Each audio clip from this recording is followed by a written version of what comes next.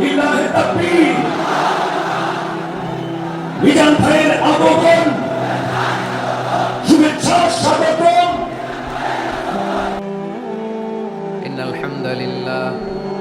ইন্নাল হামদালিল্লাহ নাহমাদুহু ওয়া নাস্তাঈনুহু ওয়া নাস্তাগফিরুহু ওয়া নু'মিনু বিহি ওয়া নাতাওয়াক্কালু আলাইহি ওয়া না'উযু বিল্লাহি মিন শুরুরি আনফুসিনা ওয়া মিন সাইয়্যাতি আ'মালিনা মান ইয়াহদিহিল্লাহু ফালা মুদিল্লা লাহু ওয়া মান يضلل فلا هادي له أي فلن تجد له وليا مرشدا ونشهد أن لا إله إلا الله وحده لا شريك له والذي لا ضد له ولا ند له لا مثل له ولا مثيل له لا وزير له ولا كفيل له لا شبه له ولا شبيه له لا ولد له ولا والد له وهو الواحد الفرد الصمد لم يلد ولم يولد ولم يكن له كفوا أحد ونشهد أن سيدنا ونبينا وحبيبنا وبشيرنا ونذيرنا وطبيبنا وطبيب أرواحنا وحبيبنا وحبيب ربنا محمدا عبد الله ورسوله أرسله بالحق بشيرا ونذيرا وداعيا إلى الله بإذنه وسراجا منيرا أما بعد فقد قال الله تعالى في كلامه المجيد وفي فرقانه الحميد أعوذ بالله من الشيطان الرجيم بسم الله الرحمن الرحيم ولقد كرمنا بني آدم وحملناهم في البر والبحر ورزقناهم من الطيبات وفضلناهم على كثير ممن خلقنا تفضيلا إن الله وملائكته يصلون على النبي يا أيها الذين آمنوا صلوا عليه وسلموا تسليما اللهم صل على محمد وعلى آل محمد كما صليت على إبراهيم وعلى آل إبراهيم إنك حميد مجيد اللهم بارك على محمد وعلى آل محمد كما باركت على إبراهيم وعلى آل إبراهيم إنك حميد مجيد সকল প্রশংসার মালিককে, সকল ক্ষমতার উৎসকে। কেউ যেটা পারে না পারে কে, কেউ যেটা দেখে না দেখে কে? সে আল্লাহর দরবারে আমরা শুকর গুজার হচ্ছি। আমরা সবাই পড়ছি কালিমাতুশ শুকর, আলহামদুলিল্লাহ। সবাই একসাথে গলা ছেড়ে দিয়ে আওয়াজ করে বলুন, রব্বানা লাকাল হামদ হামদান কাসীরান তাইয়িবান মুবারাকান ফীহি ইয়া রাব্বি লাকাল হামদু কামা ইয়ানবাগি লিজালালি ওয়াজহিকা ওয়া আযীমি সুলতানিকা লাকাল হামদু বিল ঈমান লাকাল হামদু বিল ইসলাম লাকাল হামদু বিল কুরআন। আল্লাহ রাব্বুল ইজ্জা ওয়াল জালালের দরবারে শুকরিয়া জ্ঞাপনের পাশাপাশি আমি আজকের এই প্রোগ্রামের অর্গানাইজিং কমিটিকে অন্তরের অন্তঃস্থল থেকে ধন্যবাদ জানাতে চাই যে আদ-দ্বীন ফাউন্ডেশন অথরিটি তারা 3 দিন ব্যাপী যশোরের ফুলের হাটে এরকম চমৎকার গোছানো ওয়েল অর্গানাইজড একটা তাফসীরুল কোরআনের প্রোগ্রামের আয়োজন করেছে। আমি আল্লাহর শুকরিয়া জ্ঞাপনের পাশাপাশি তাদেরকে আমার অন্তরের অন্তঃস্থল থেকে শুকরিয়া, ধন্যবাদ এবং মোবারকবাদ জানাতে চাই।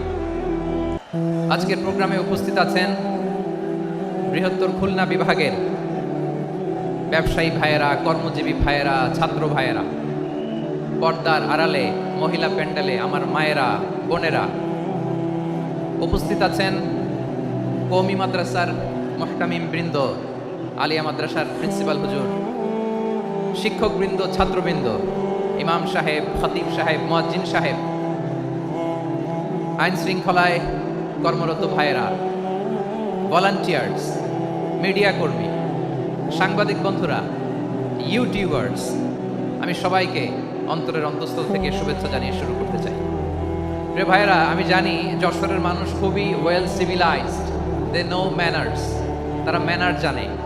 অতিথির সাথে কেমন আচরণ করতে হয় যশোরের লোকেরা এটা জানে কি জানে না বলেন? মাশাআল্লাহ। স্টেজ থেকে ইনস্ট্রাকশন আসলে সেটা শুনতে হবে, না শুনলে আমিও বলতে পারবো না, আপনারাও উপকৃত হবেন না।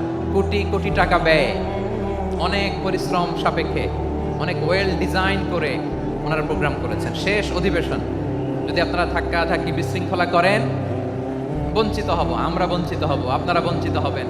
মিডিয়া কর্মীদের মাধ্যমে দেশে বিদেশে কোটি কোটি দর্শক তারা বঞ্চিত হবে। আর যদি একটা নীরব, নিস্তব্ধ, নিঝুম পরিবেশ আমাকে উপহার দেন, আমি জনগুরুত্বপূর্ণ, যেটা রাষ্ট্রের জন্য গুরুত্বপূর্ণ, যেটা সামাজিকভাবে আমাদের জন্য গুরুত্বপূর্ণ, আমার ব্যক্তি জীবনের জন্য গুরুত্বপূর্ণ, গোটা মানবতার জন্য গুরুত্বপূর্ণ, এরকম কিছু বার্তা আজকের এই ঐতিহাসিক যশোরের প্রোগ্রামে আমি রাখতে চাই ইনশাআল্লাহ। কিন্তু সেজন্য সহযোগিতা করতে হবে। যে ডান দিকের ছেলেরা মাশাআল্লাহ বলার সাথে সাথে ঠান্ডা, কিন্তু এখানে এখনো ঠান্ডা হচ্ছে না। তোমরা ভলান্টিয়ারদের কথা শোনো, জায়গা না পেলে পেছনে যাও। ধাক্কাধাক্কি করো কেন ভাইয়েরা? এটা করো না। এই যে তোমাদেরকে দেখতে পাচ্ছি তো, একে অপরকে ধাক্কি করে আমাকে দেখার চেষ্টা, পেছনে চলে যাও। Move on, move, sit or move. আমি বারবার থামুন, চুপ করুন বলতে পারবো না। Sit or move on. 9টা প্যান্ডেল আছে, এখানে ধাক্কির কোনো মানি হয় না। তোমরা ধাক্কি করবা, এই জন্য প্যান্ডেল করা হয় নাই 9টা। বসো, কোনো কথা নাই, বসো বসো। কানগুলো খরগোশের কানের মতো খাড়া করো, কোনো আওয়াজ নাই, আওয়াজ নাই, কোনো আওয়াজ নাই। এই যে প্রিয় ভাইয়েরা, আল্লাহর ওয়াস্তে চুপ করুন। যশোরের ভাইয়েরা, আল্লাহর ওয়াস্তে চুপ করুন। আমি 10 থেকে 0 গুনবো, এরপরে যদি আওয়াজ হয় চলে যাবো, আমি চলে যাবো, কিন্তু কোনো আওয়াজ নাই। আমি কিছু জিজ্ঞেস করলে উত্তর দেওয়ার সময় গলা ফাটায় আওয়াজ করতে হবে, ঠিক কিনা? বাস, এর বাইরে আর আওয়াজ নাই। 10 থেকে 0 গুনবো, হয় বসো, নয় অন্য প্যান্ডেলে যাও, কোনো আওয়াজ হবে না। 10,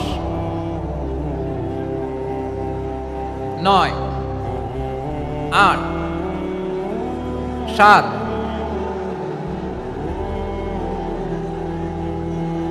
6, 5, 4,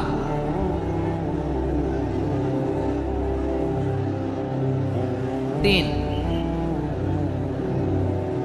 2, 1, 0। প্রিয় ভাইয়েরা, অনেক আলোচনা হয়েছে 3 দিন ব্যাপী। দেশ বরেণ্য প্রথিতযশা ওলামায়ে হযরতের মুখে আপনারা অসংখ্য কথা শুনেছেন। আমলের জন্য এগুলোই যথেষ্ট, নতুন করে আমার বলার কিছুর দরকার নাই। নতুন করে উপস্থাপনের মতো বলার মতো আমার কাছে কিছু নাইও।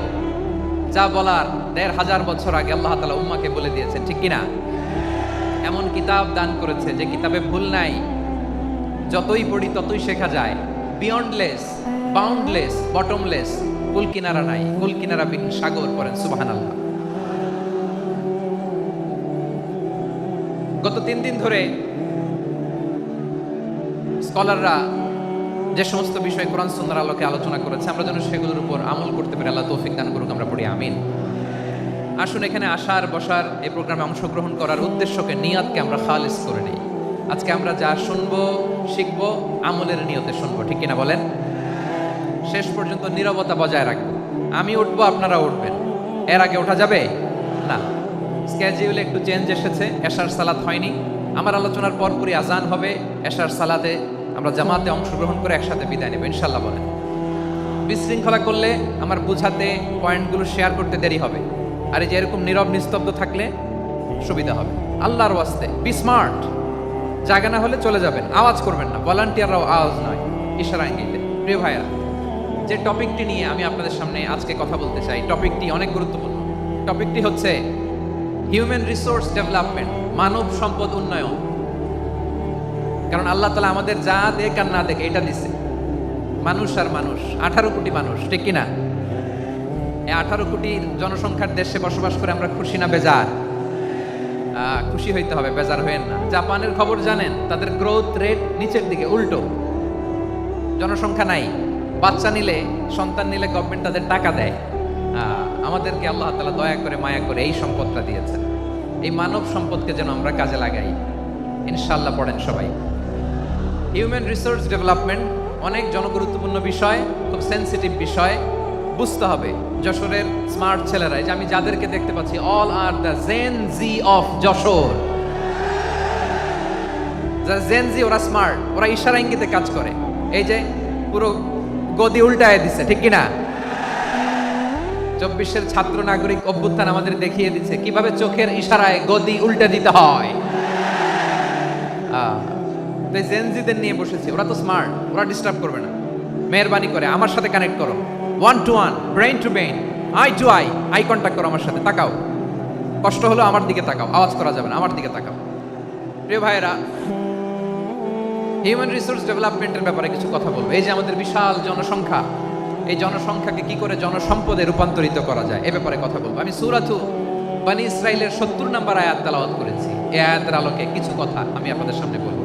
আল্লাহ তাআলা ইরশাদ করছেন, ওয়ালাকাদ কাররামনা বনী আদম ওয়া হামালনাহুম ফিল বাররি ওয়াল বাহরি ওয়া রাযাকনাহুম মিনাত তাইয়্যিবাত ওয়া ফাদ্দালনাহুম আলা কাসীরিম মিম্মান খালাকনা তাফদীলা। পড়েন আল্লাহু আকবার। রব্বুল আলামিন বলেন, ওয়ালাকাদ কাররামনা বনী আদম, আমি বনী আদমকে সম্মানিত করেছি, বনী আদমকে মর্যাদা দিয়েছি। ওয়া হামালনাহুম ফিল বাররি ওয়াল বাহর, বনী আদমকে জলে, স্থলে, স্থলে এবং সমুদ্রে চলাচলের বাহন দিয়েছি।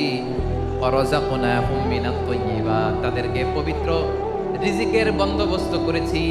ওয়া ফাদ্দালনাহুম আলা কাসীরিম মিম্মান খালাকনা তাফদীলা, আর আমি আল্লাহ যাদেরকে সৃষ্টি করেছি তাদের মধ্য থেকে বনী আদমকে আমি শ্রেষ্ঠ বানিয়েছি। আমরা শ্রেষ্ঠ, আমরা আশরাফুল মাখলুকাত। আমরা কি? এই যে এমনি চিল্লাচিল্লি করে, জিজ্ঞেস করলে বলে না। আমরা আশরাফুল মাখলুকাত। আমরা কি? শ্রেষ্ঠ, সবার চেয়ে সেরা। আমাদের মতো করে আল্লাহ কাউকে বানায় নাই। 2 পায়ে ভর করে, শির দ্বারা এরকম স্ট্যান্ড রেখে মাথা উঁচু করে দাঁড়াতে পারে এরকম কোন প্রাণী পৃথিবীতে আছে? এজন্য আল্লাহ বলেন, ওয়ালাকাদ কাররামনা বনী আদম, আমি বনী আদমকে সম্মানিত করেছি, তাদেরকে আমি মর্যাদা দিয়েছি। তাদেরকে আমি যত মর্যাদা দিয়েছি আমার কোন সৃষ্টিকে এত মর্যাদা দেই নাই। পড়েন সুবহানাল্লাহ। I have dignified the status of the sons of Adam, আদমের সব সন্তানের মর্যাদা আমি বাড়িয়েছি। আল্লাহ এখানে বলেননি ওয়ালাকাদ কাররামনাল মুমিনিন, আমি মুমিনের মর্যাদা বাড়িয়েছি, বলেছেন? আল্লাহ এখানে বলেন নাই ওয়ালাকাদ কাররামনাল মুসলিমিন, আমি মুসলিমের মর্যাদা বাড়িয়েছি। আল্লাহ বলেছেন ওয়ালাকাদ কাররামনা বনী আদম, আমি বনী আদমের সম্মান বাড়িয়েছি। হোক সে মুমিন কিংবা কাফের, মুসলিম কিংবা মুশরিক, আস্তিক কিংবা নাস্তিক, আরব কিংবা অনারব, যেই হোক না কেন, আদম সন্তান সবগুলার মর্যাদা বাড়ায় দিয়েছে কে? সবার মর্যাদা আল্লাহ বাড়িয়েছে, মানুষ হিসেবে মর্যাদা। বিশ্বনবী ইসলাম ইহুদির লাশ দেখে দাঁড়িয়ে গেলেন। কার লাশ? আমার যশোরের ভাইরা আওয়াজ করে বলুন, কার লাশ? ইহুদির লাশ দেখে দাঁড়ায় গেলেন। সাহাবারা বললেন, ইয়া রাসূলুল্লাহ, আপনি দাঁড়ালেন যে, এটা তো ইহুদির লাশ। বিশ্বনবী বললেন, আওয়ালাইসাত নাফসান, এটা কি মানুষ নয়? এটা হোক ইহুদি হোক খ্রিস্টান, এটা তো মানুষ। আমি মানুষ দেখে দাঁড়িয়েছি। আই স্যালিউট দ্য হিউম্যানিটি, আমি মানবতাকে সম্মান করেছি। পড়েন সুবহানাল্লাহ। তাহলে এই জমিনে মানুষের মর্যাদা বেশি, হোক আস্তিক হোক নাস্তিক, হোক মুমিন কিংবা কাফের। আদমের সন্তান হলে, মানুষ হলেই তার মর্যাদা বাড়িয়েছে কে? আমার কলিজার টুকরা যশোরের ভাইয়েরা, মানুষের মর্যাদা আল্লাহ এত বাড়িয়েছেন, মানুষ জীবিত থাকলেও যেমনি মর্যাদাবান, মরে গেলেও মর্যাদাবান। সুবহানাল্লাহ পড়েন। মানুষ মরে গেলে এই ডেড বডিটা কি হয়? পচে যায়, গলে যায়, মাটির সাথে মিশে যায়। তাই বলে আপনি ডেড বডির সাথে যাচ্ছে তাই করতে পারবেন না। পারবেন? কেউ যদি অন্যায় করে, তাকে যদি আপনি শাস্তির আওতায় আনেন, যা মনে চায় করতে পারবেন না। তারা আগুন দিয়ে পোড়াতে পারবেন না, নাক কাটতে পারবেন না, কান কাটতে পারবেন না, অঙ্গ বিকৃতি করতে পারবেন না। কারণ মানব জাতির মর্যাদা স্বয়ং দিয়েছে কে? ডেড বডি পচে যাবে, গলে যাবে। তারপর ইসলাম বলে, না খবরদার, এই মরা লাশটারও একটা মর্যাদা আছে না নাই? ইসলাম বলে এই লাশটা গলে যাবে, পচে যাবে, কিন্তু এটার অমর্যাদা করো না। কর্পূর দিয়ে, খেজুর পাতা দিয়ে, এটাকে ওয়ার্ম ওয়াটার দিয়ে, গরম পানি দিয়ে ধৌত করো। সাদা শুভ্র ধবধবে কাপড় দিয়ে লাশটাকে তুমি কাভার করো। তারপরে খাটিয়ার মধ্যে লাশটাকে রেখে বিশাল একটা প্রোগ্রাম করো, একটা ফিউনারাল প্রোগ্রাম করো। ওই প্রোগ্রামের ডানে বায়ে পেছনে লাশটারে রাখলে হবে না, প্রোগ্রামের একেবারে সামনটাতে তুমি লাশটাকে রাখো। সুবহানাল্লাহ। একটা ফিউনারাল প্রোগ্রাম করতে হবে, তাকে শেষ বিদায় জানাতে হবে, যেটাকে আমরা জানাজা বলি। কি বলি? জানাজা মানে মাইয়েতের জন্য দোয়া, তার জন্য দোয়া করা হয়। তাকে একটা সিস্টেমেটিক অর্ডারে কবরে রাখা হয়, সুন্দরভাবে সেটাকে কবরস্থ করা হয়, মাটি দেয়া হয়, পানি দেয়া হয়। তার মানে মরে গেলেও মানুষের সম্মান বাড়ায় দিয়েছে কে? এজন্য আল্লাহ বললেন, ওয়ালাকাদ কাররামনা বানি আদম, বনি আদমের সম্মান মর্যাদা আমি আল্লাহ বাড়িয়ে দিয়েছি। মানুষের সম্মানে তুমি কখনো আঘাত করো না, ঠিক কি না? তাহলে ভাই, প্রথম মেসেজ হচ্ছে, the first and foremost message tonight to the people of Jessore. আল্লাহ বলেন, I have dignified the status of son of Adam, আমি বনি আদম সবার মর্যাদা বাড়িয়ে দিয়েছি। হোক আস্তিক নাস্তিক, হোক কাফের কিংবা মুশরিক, তার মর্যাদা বাড়াই দিছে কে? যখন বন্যা হয়, আমরা ত্রাণ নিয়ে যাই, আমরা শুধু মুসলমানদেরকে ত্রাণ দেই নাকি? হ্যাঁ, আমরা মুসলমানকেও দেই, অমুসলমানকেও দেই, হিন্দুকেও দেই, বৌদ্ধকেও দেই। যেখানেই মানবতা বিপন্ন, সেখানে ইসলামের হেল্পিং হ্যান্ড আছে না নাই? সুবহানাল্লাহ। কি দিন আমরা পেয়েছি, কি বিধান আমরা পেয়েছি। ওয়ালাকাদ কাররামনা বানি আদম, আমি বনি আদমকে সম্মানিত করেছি। এরপর আল্লাহ বললেন, ওয়া হামালনাহুম ফিল বাররি ওয়াল বাহর, মানুষকে স্থলে এবং সমুদ্রে চলাচলের বাহন আমি দিয়েছি। স্থলে কিভাবে চলবে, জলে কিভাবে চলবে, এই বাহনের ব্যবস্থা করেছে কে? এই জেনজি, এই স্যামড়া, ইরাম করতেছো কিসের জন্য? হ্যাঁ, ইরাম করলে চলবি? হ্যাঁ, বস বস বস বস। আওয়াজ করতেছো কেন? দিবা না, কথা বলতে দিবা না আমাকে? তো এইটা বুঝি তোমাদের ভালোবাসার নমুনা? তোমাদের ভালোবাসার কারণে যদি আমি কোথাও দাঁড়াতেই না পারি, কোথাও বসতে না পারি, কোথাও দুটা কথা বলতে না পারি, এই ভালোবাসা দিয়ে কি হবে আমার? বরং ঘামতে ঘামতে ঘর্মাক্ত হব, রক্তাক্ত হব। কিন্তু সেন্ট্রাল থেকে, সেন্ট্রালি যে ইনস্ট্রাকশন আসবে, সেই ইনস্ট্রাকশনের এক চুল আমরা ডানে বায়ে যাব না। এইটা গণজাগরণের জন্য এইটা দরকার, ইসলামী বিপ্লবের জন্য এইটা দরকার। তো আধা ঘন্টা ধরে যদি তোমাদেরকে থামানোই না যায়, এই লস্কর দিয়ে আমি কি করব? আল্লাহর ওয়াস্তে নো নো নো স্লোগান, চুপচাপ একেবারে আমার দিকে তাকাও। আল্লাহ বললেন, ওয়া হামালনাহুম ফিল বাররি ওয়াল বাহর, জলে স্থলে আমি চলাচলের যানবাহনের ব্যবস্থা করেছি। আমরা স্থলে ঘোড়ার উপরে চড়ি, উটের উপরে চড়ি, গাড়ির উপরে চড়ি। এই যে গাড়ির ইঞ্জিন বানাইছি আমরা, এটার মেধা দিয়েছে কে? আবার সাগরের মধ্যে আমরা নৌযান, জলযান, বড় বড় জাহাজ দিয়ে এক মহাদেশ থেকে আরেক মহাদেশ যাই, এক দেশ থেকে মালামালগুলো আরেক দেশে পাঠাই। সাগরের ভেতরে নৌকাগুলোরে ধরে রাখলো কে? ওয়াল ফুলকিল্লাতি তাজরি ফিল বাহরি বিমা ইয়ানফাউন ইয়ানফাউন নাস। মানুষের উপকার আছে এরকম সরঞ্জামাদি নিয়ে সাগরের উপরে বিশাল বিশাল জলযানগুলো চলে, এগুলো ডুবে যায় না, কাত হয়ে যায় না, পড়ে যায় না। এগুলোকে স্থিতিস্থাপকতাকে ঠিক করে রাখলো কে? আপনারা জাহাজ দেখেছেন? জাহাজ, হ্যাঁ, বাড়ি চট্টগ্রাম হইলে দেখতে পারতেন, দেখছেন? বিশাল বিশাল জাহাজ, বিশাল জাহাজ মালামাল নিয়ে এক মহাদেশ থেকে আরেক মহাদেশে যায়। গত মাসে আমার জাপান সফর ছিল। এই যে বাংলাদেশে যে গাড়িগুলো চালান, বেশিরভাগ গাড়ি আসে কিন্তু জাপান থেকে। হাজার হাজার গাড়ি একটা জাহাজ বহন করতে পারে, হাজার হাজার গাড়ি। এটারে সাগরের মধ্যে ভাসাইলো কে? সবাই বলুন, ভাসালো কে? হাজার হাজার গাড়ি নিয়ে জাপানিজ গাড়িগুলো আমাদের চট্টগ্রামের এয়ারপোর্টের বন্দরে ফিরে। যুক্তরাষ্ট্রে আমি দেখেছি বিশাল বিশাল জাহাজ।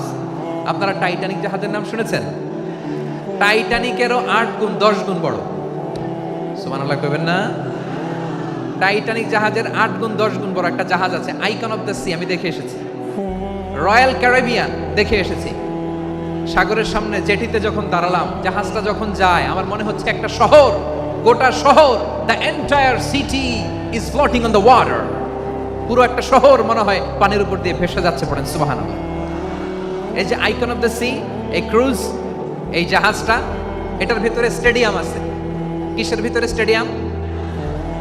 কথা বুঝে নাই বোধহয়। স্টেডিয়াম কিসের ভিতর? সুইমিং পুল আছে, শপিং মল আছে, রেস্টুরেন্ট আছে, ক্লাব আছে, 3000 4000 রুম বিশিষ্ট, কক্ষ বিশিষ্ট হোটেল আছে। এই সবগুলোর নিয়ে এগুলো চলে সাগরের এই দোলার মধ্যে, জলোচ্ছ্বাসের মধ্যে। এই সাগরের ভেতরে এই জাহাজগুলোর ভাষায় রাখছে কে? সূরাতুর আর রহমানে আল্লাহ তাআলা বললেন, ওয়ালাহুল জাওয়ারিল মুনশাআতু ফিল বাহরি কাল আ'লাম ফাবিআইয়ি আলা, সবাই পড়েন, ফাবিআইয়ি আলাই রাব্বিকুমা তুকাযযিবান। পাহাড় সম বড় বড় জাহাজগুলো মাল বোঝাই করে সাগরের মধ্যে ভেসে বেড়ায়। এগুলো দিয়ে মালামাল বহন করা যায়, মানুষরা এক দেশ থেকে আরেক দেশে যায়। এই জাহাজগুলোর সাগরের ভেতরে ভাসায় রাখলো কে? এই আয়াতের ভেতরে আল্লাহ তাআলা সূরাত বানী ইসরাঈলের এই চমৎকার আয়াতের ভেতরে আল্লাহ তাআলা বেসিক্যালি মানব জাতির প্রতি তার 4টি স্পেশাল অনুগ্রহের কথা বলেছেন। কয়টি?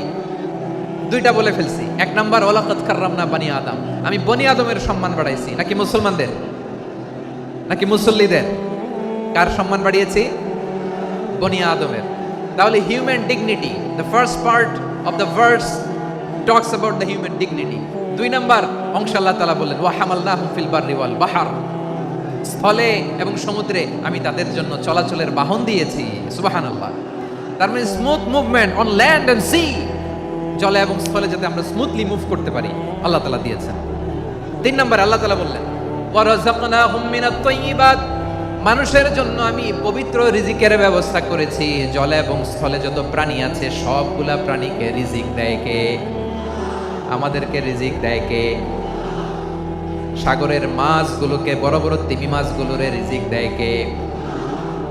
বাতাসের মধ্যে ভেসে বেড়ানো বড় বড় পাখিগুলো, স্ক্যান্ডিনেভিয়ান কান্ট্রি থেকে লক্ষ লক্ষ কোটি কোটি পাখিগুলো যে এক দেশ থেকে আরেক দেশে ট্রান্সফার হয়, এগুলোর রিজিক দেয় কে?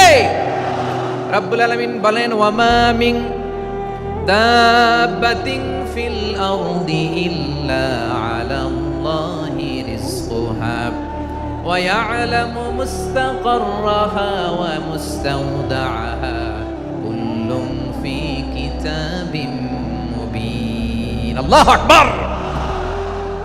রাব্বুল আলামিন বলেন, ভূপৃষ্ঠে বিচরণশীল যত প্রাণী আছে সব প্রাণীগুলোকে আমি আল্লাহ আমার নিজের কুদরতে রিজিকের বন্দোবস্ত করি। এই প্রাণীগুলো কোথায় থাকে, কোথায় যায়, সব জায়গায় আমি রিজিক পৌঁছে দেই। রিজিক কেউ দিতে পারে না, রিজিকের মালিক কে? রিজিকের মালিক তিনি আল্লাহ।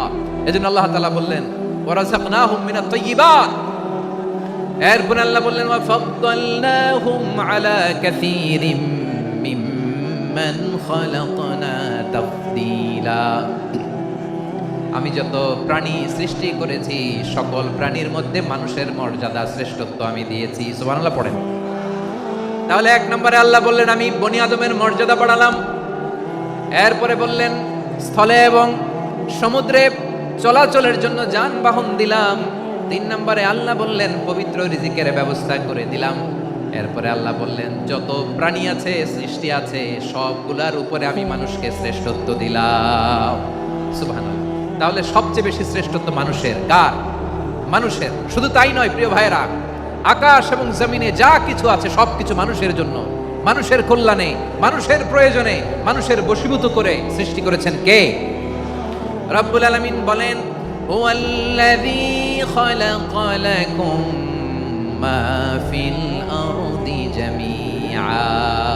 এই জমিনের মধ্যে যা কিছু আমি আল্লাহ সৃষ্টি করেছি সব কিছু আমি মানুষের জন্য সৃষ্টি করেছি। পড়েন সুবহানাল্লাহ। হুয়াল্লাযী খালাকা লাকুম মা ফিল আরদি জামিআ। যা আছে সব আমাদের জন্য, সব আমাদেরকে সার্ভিস দেওয়ার জন্য, আমাদের উপকারের জন্য, আমাদের কল্যাণের জন্য। আওয়াজ করে সবাই পড়ুন আল্লাহু আকবার। অন্য আয়াতে আল্লাহ বললেন ওয়াসাখখারা লাকুম মা ফিস সামাওয়াতি ওয়া মা ফিল আরদি জামিআন মিন ইন্না ফি যালিকা লাআয়াতিন লিকাউমি ইয়াতাফাক্কারুন।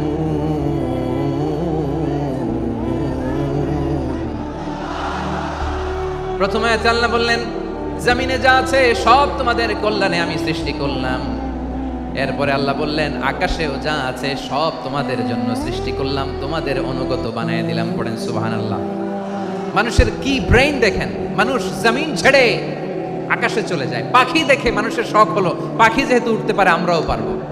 অরবিল রাইট, উইলবার রাইট, দুই ভাই মিলে আঁকাঝোঁকা করতে করতে করতে করতে প্লেন বানায় ফেললো। কোন সুবহানাল্লাহ। এখন পাখিও ওরে, আমরাও ওরি। এরপরেই মানুষের কৌতূহল থামে না এখানে। মানুষ চলে গিয়েছে চাঁদে। কোথায় গেছে? এখন কিন্তু চাঁদে জমি বিক্রি হয় জানেন। পৃথিবী নিয়ে মারামারি শেষ। রাশিয়া আমেরিকা এখন ধরছে চাঁদ আর মঙ্গল গ্রহ। এখন চাঁদে জমি বিক্রি হয়, মঙ্গলে জমি বিক্রি হয়। এই চাঁদ, মঙ্গল, বৃহস্পতি, শনি সব আল্লাহ তাআলা আমাদের জন্য বানিয়েছেন। সুবহানাল্লাহ পড়েন। মানুষ সাগরের উপরে চড়ে, শূন্যে ভেসে বেড়ায়, পাহাড় কেটে সুড়ঙ্গ বানায়, টানেল বানায়। মানুষ বট ব্যান্ডের লাইন নিয়ে যায় সাগরের ভেতর দিয়ে, এক দেশ থেকে আরেক দেশে, এক মহাদেশ থেকে আরেক মহাদেশে। সুবহানাল্লাহ পড়েন। তার মানে গোটা বিশ্বের সব কিছুর উপরে control, superiority over all creatures, সব কিছুর উপর কন্ট্রোল, মনিটরিং, নিয়ন্ত্রণ, এটা প্রতিষ্ঠা করে দিয়েছে কে? এজন্যই মানুষের শ্রেষ্ঠত্ব। ওয়ালাকাদ কাররামনা বানি আদম, আমি বনি আদমের সম্মান বাড়িয়েছি, মর্যাদা আমি বাড়িয়ে দিয়েছি। এই কারণে, কারণ মানুষ সব কিছুর উপর নিয়ন্ত্রণ নিতে পারে। মানুষকে নিয়ে এই কোরআনের সব আলোচনা, মানুষকে নিয়ে এই কোরআনের সব। তাই কোরআনের কেন্দ্রীয় আলোচ্য বিষয় হচ্ছে মানুষ। কোরআনের কেন্দ্রীয় আলোচ্য বিষয় কি? যশোরের ভাইয়েরা বুঝে থাকলে সবাই বলবেন কোরআনের কেন্দ্রীয় আলোচ্য বিষয় কি? এই যে আমি মূল আলোচনায় যাচ্ছি এখন। কেন মানুষ কোরআনের কেন্দ্রীয় আলোচ্য বিষয়? এই যে ভাইয়েরা, এই যে হাত জোর করে, এই যে Jessore Gen Z, the smart people of Jessore, হাত জোর করে বলতেছে, হাত জোর করে তোদের কাছে আল্লাহর দোহাই লাগে, স্টপ স্টপ। শুরুতে একবার বলেছে জায়গা না হলে আস্তে আস্তে ধাক্কা দিবা, সামনে না পিছনে, দিয়ে দিয়ে বের হয়ে চলে যাও।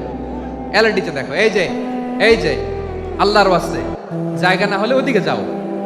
কোরআনের মাহফিলে বিশৃঙ্খলা, এটা কাফিরদের আলামত। কাফিররা শীষ দিত, শীষ। বিশ্বনবী কোরআনের তাফসীর করলে কাফিররা শীষ দিত আর ক্ল্যাপিং করত, হুইসেল এন্ড ক্ল্যাপিং। তো আমরা কি এখানে বিশৃঙ্খলা করতে আসছি? তো বারবার থামানো লাগে কেন? কোনো আওয়াজ হবে না, বললাম তো, স্টপ।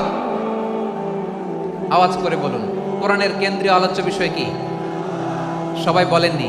এতগুলো মানুষ উত্তর দিলে এতটুকু আওয়াজ হয়, অন্তত আমি বিশ্বাস করি না। যশোর আওয়াজ করে বলো কোরআনের কেন্দ্রীয় আলোচ্য বিষয় কি? মানুষ। এই মানুষ কোরআনের কেন্দ্রীয় আলোচ্য বিষয়। মানুষকে আল্লাহ স্বাধীনতা দিয়েছেন। ফামান শাআ ফালিউমিন ওয়া মান শাআ ফালিয়াকফুর। চাইলে মুমিন হতে পারো, চাইলে কাফির হতে পারো, তোমার ইচ্ছা। তবে জেনে রাখো মুমিন হলে পাবা জান্নাত, কাফির হলে পাবা জাহান্নাম। নাও দ্য ডিসিশন ইজ ইয়ার্স। সিদ্ধান্ত তোমার, জান্নাতে যাবা না জাহান্নামে যাবা। যশোরের ভাইরা আওয়াজ করে বলুন কই যেতে চান, জান্নাতে না জাহান্নামে? ডান দিকে না বাম দিকে? ডানপন্থী না বামপন্থী? চিল্লা চিল্লি না চুপচাপ? চুপচাপ কয়ে আবার চিল্লাচিল্লি শুরু করেছে। মাশাআল্লাহ। তো গুরুত্বপূর্ণ কথা বাকি আছে, আমাকে সহযোগিতা করতে হবে। মাশাআল্লাহ, এই তো ঠান্ডা হয়েছে, হ্যাঁ ঠিক আছে ঠিক আছে ঠিক আছে। মানুষকে আল্লাহ এত স্বাধীনতা দিয়েছেন, মানুষ চাইলে অনেক ভালো হইতে পারে। ভালোর রাস্তাও খোলা, খারাপ হওয়ার রাস্তাও খোলা। ভালো হইলে মানুষ অনেক ভালো, খারাপ হইলে অনেক খারাপ। ভালো হইলে সবচেয়ে ভালো, খারাপ হইলে সবচেয়ে খারাপ।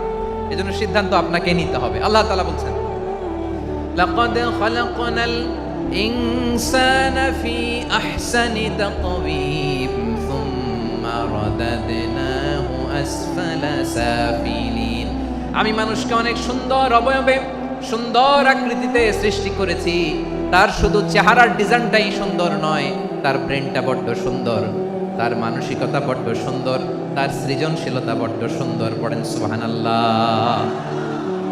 আমাদের চেহারা, অবয়ব, ডিজাইন যে সুন্দর তা না, আমাদের ব্রেনটা অনেক সফিস্টিকেটেড ব্রেন, অনেক সফিস্টিকেটেড। এই 1.5 কেজি ব্রেন ইউজ করে মানুষ গোটা বিশ্বে সভ্যতা বিনির্মাণ করেছে, ঠিক কিনা? এই ব্রেন আল্লাহ তাআলা আমাকে দিয়েছে। এটারে কাজে লাগালে, আপনার সিক্স সেন্স কাজে লাগালে আপনি অনন্য মানুষ হয়ে উঠবেন, মহামানবে রূপান্তরিত হবেন। মানুষ হতে পারে, চাইলেই মহামানব হতে পারে। আবার যদি মানুষ চায় খারাপও হতে পারে।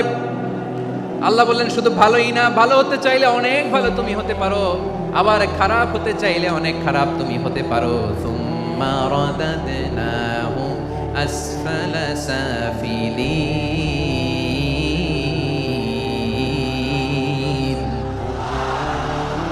খারাপ হলে একেবারে খারাপ হতে পারো, নিকৃষ্ট হলে একেবারে নিকৃষ্ট হতে পারো, ভালো হলেও ভালো হতে পারো। কোন সুবহানাল্লাহ। এবার আওয়াজ করে বলুন, ভালো হতে চাই না খারাপ, শ্রেষ্ঠ না নিকৃষ্ট? মানুষ ভালো হলে মানুষ ফেরেশতার চেয়েও ভালো, মানুষ খারাপ হলে সে পশুর চেয়েও খারাপ। কথা ঠিক কিনা বলেন? ভালো হলে ফেরেশতার চেয়েও ভালো, খারাপ হলে পশুর চেয়েও নিকৃষ্ট। তার মানে শ্রেষ্ঠত্বে মানুষ, শ্রেষ্ঠত্বে ফেরেশতাকে হার মানায়, আর অধপতনে শ্রেষ্ঠত্বে ফেরেশতাকে ছাড়িয়ে যায়, আর অধপতনে পশুকেও হার মানায়। আই রিপিট, আমি আবারও বলছি, মানুষ শ্রেষ্ঠত্বে ফেরেশতাকে ছাড়িয়ে যায়, আর অধপতনে সে পশুকেও হার মানায়। আওয়াজ করে বলতে হবে ঠিক কিনা? এটার প্রমাণ কি? মানুষ শ্রেষ্ঠ হইলে যে ফেরেশতার চেয়েও সেরা, তার প্রমাণ কি? আল্লাহ তাআলা বলছেন, ওয়া ইয কুলনা লিল মালাইকাতি ইসজুদু লিআদাম ফাসাজাদু ইল্লা ইবলিস আবা ওয়াস্তাকবারা ওয়া কানা মিনাল কাফিরিন। আল্লাহ বলেন, স্মরণ করো সে সময়ের কথা যখন আমি ফেরেশতাদেরকে বললাম, ও ফেরেশতারা আদমকে সেজদা দাও। সব ফেরেশতারা সম্মান সূচক সেজদা আদমকে দিল। তারা আদমের জন্য সেজদায় লুটিয়ে পড়লো, একজন ছাড়া, তার নাম ইবলিস। আওয়াজ করে বলেন, তার নাম কি? সে অহংকার প্রদর্শন করলো, সে কাফের হয়ে গেল। বাকি সব ফেরেশতারা সেজদা দিল। সুবহানাল্লাহ। আবার আদম আলাইহিস সালামকে আল্লাহ জিজ্ঞেস করলেন, সব বলে দিল উত্তর, কিন্তু ফেরেশতাদেরকে একই প্রশ্ন জিজ্ঞেস করলেন, তারা উত্তর করতে পারে নাই। তার মানে এর মধ্য দিয়ে প্রমাণিত হয়, মানুষ ভালো হলে ফেরেশতার চেয়েও ভালো, ফেরেশতার চেয়েও মানুষের মর্যাদা বাড়িয়ে দিয়েছে কে? সব নূরের ফেরেশতা যখন মাটির আদমকে সেজদা দেয়, এটা প্রমাণ করে ফেরেশতার চেয়েও মানুষের মর্যাদা বাড়িয়ে দিয়েছে কে? তুমি মাটির আদমকে প্রথম সৃষ্টি করিয়া ঘোষণা করিয়া দিলে শ্রেষ্ঠ বলিয়া, তাই তো নূরের ফেরেশতা করে আদমকে সেজদা। ঠিক কিনা বলেন? তাই তো নূরের ফেরেশতা করে আদমকে সেজদা। সবার চেয়ে সম্মান দিলে মাটির আদমকে। আল্লাহু আল্লাহু তুমি জাল্লে জালালুহু, শেষ করা তো যায় না গে তোমার গুণগান। পড়েন না? পড়েন। আল্লাহু আল্লাহু তুমি জাল্লে জালালুহু, শেষ করা তো যায় না গে তোমার গুণগান। আল্লাহু আল্লাহু। আল্লাহু আকবার। আদমের মর্যাদা বেশি, মানুষের মর্যাদা বেশি, মানুষ শ্রেষ্ঠ তার প্রমাণ নূরের ফেরেশতা মাটির আদমকে সেজদা করে। আওয়াজ করে বলেন ঠিক কিনা? তাহলে মানুষ ভালো হলে ফেরেশতার চেয়ে ভালো। আবার মানুষ যদি খারাপ হয়, সে পশুর চেয়েও খারাপ,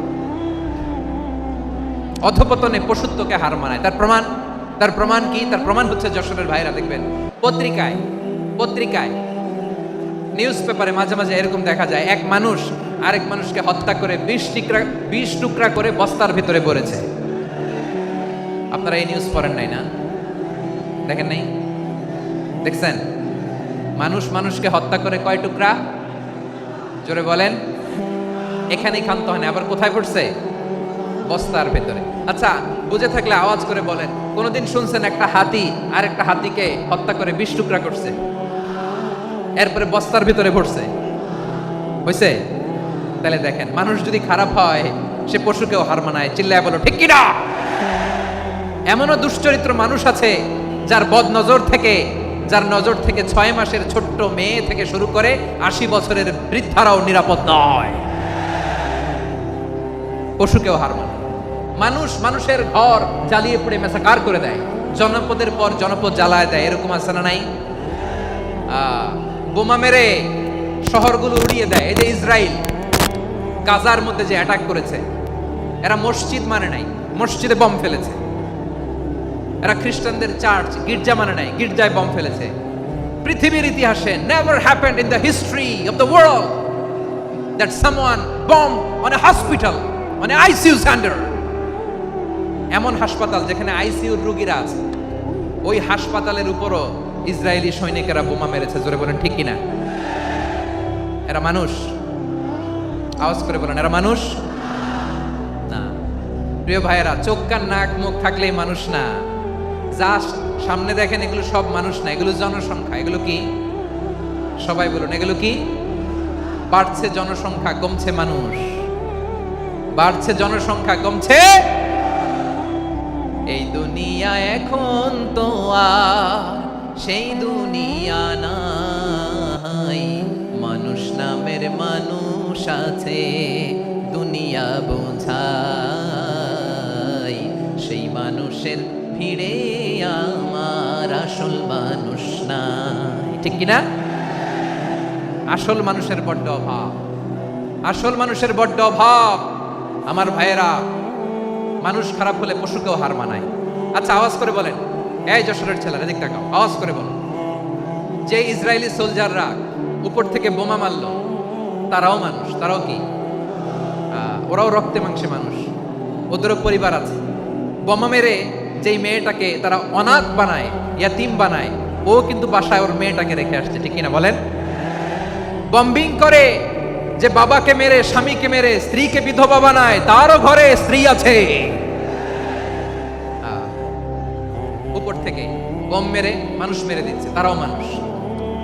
1945 সালের 6ই আগস্ট আমেরিকান সোলজাররা হিরোশিমায় বম মেরেছে। আমি নিজে দেখে এসেছি জাপানের হিরোশিমাতে। সকাল 8:15 মানুষ কেউ অফিসে যাচ্ছিল, কেউ খেতে খামারে কাজ করতে যাচ্ছিল। লিটল বয় নামে একটা বোম মেরেছে তারা। এই বোমের আঘাতে, পারমাণবিক এই বোমার রেডিয়েশনে আঘাতে, বোম ব্লাস্ট হওয়ার পরে মুহূর্তের মধ্যে 1,40,000 নাই।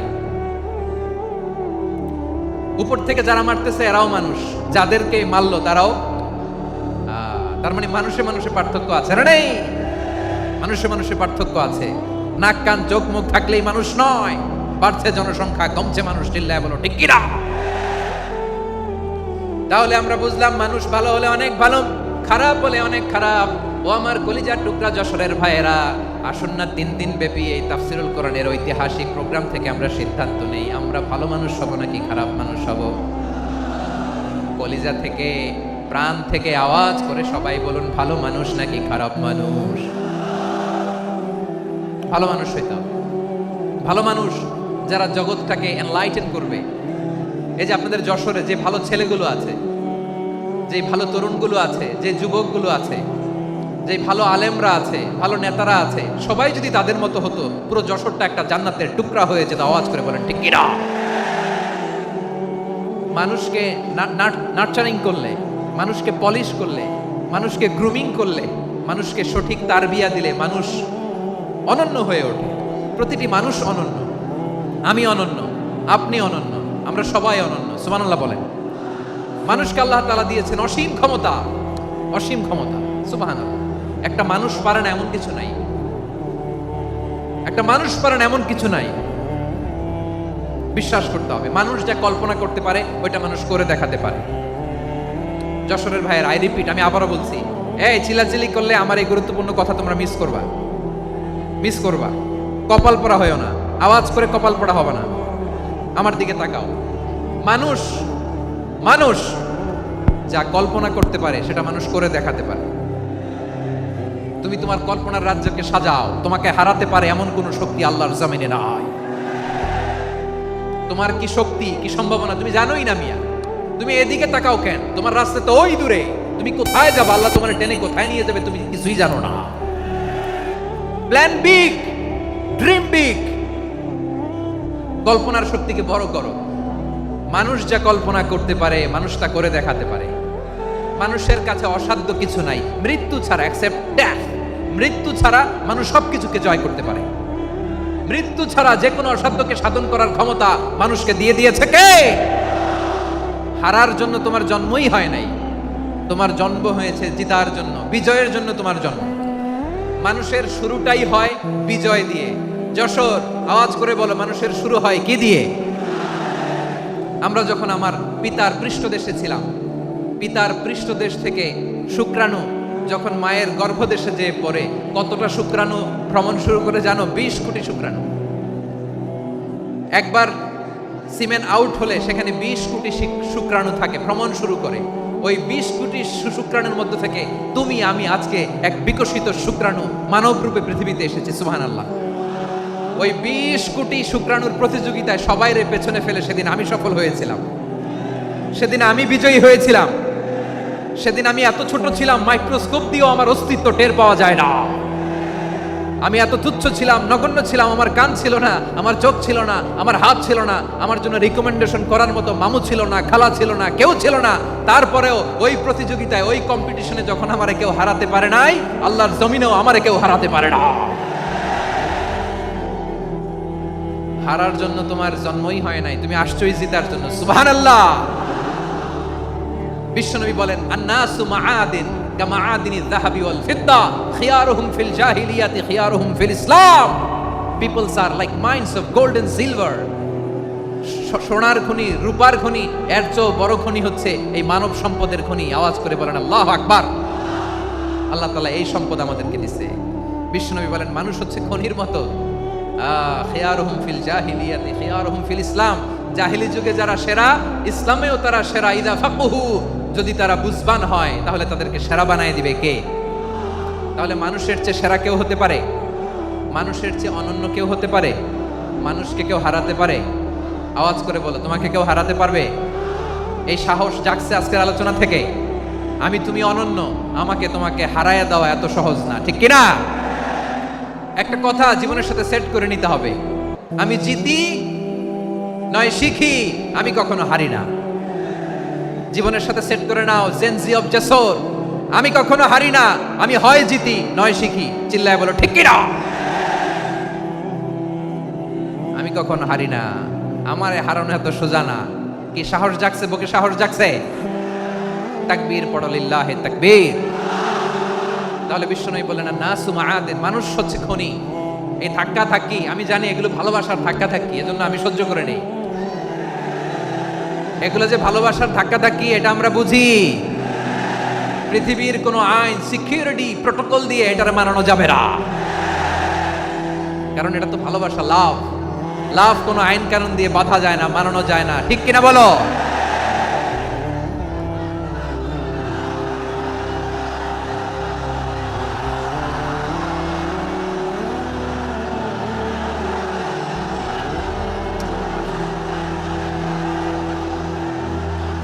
ঠিক আছে, বসুন বসুন বসুন। আল নাসু মাআদিন, মানুষ হচ্ছে খনি। এই খনির যত্ন নিতে হবে। আমার মা বাবা যারা এসেছেন, আপনার ছেলে মেয়ের যত্ন নেন। আপনার ছেলের মধ্যে যে কি পটেনশিয়াল আপনি জানেন না। আপনার এই ছোট্ট অবুজ ছেলেটাই আগামী দিনের শায়েখ আহমদুল্লাহ হবে। আপনার হেফজখানায় পড়া ওই ছোট্ট ছেলেটাই আগামী দিনের আল্লামা মামুনুল হক হবে। আপনার ওই ছেলেটা আমির হামজা হবে, আব্দুল হাই সাইফুল্লাহ হবে।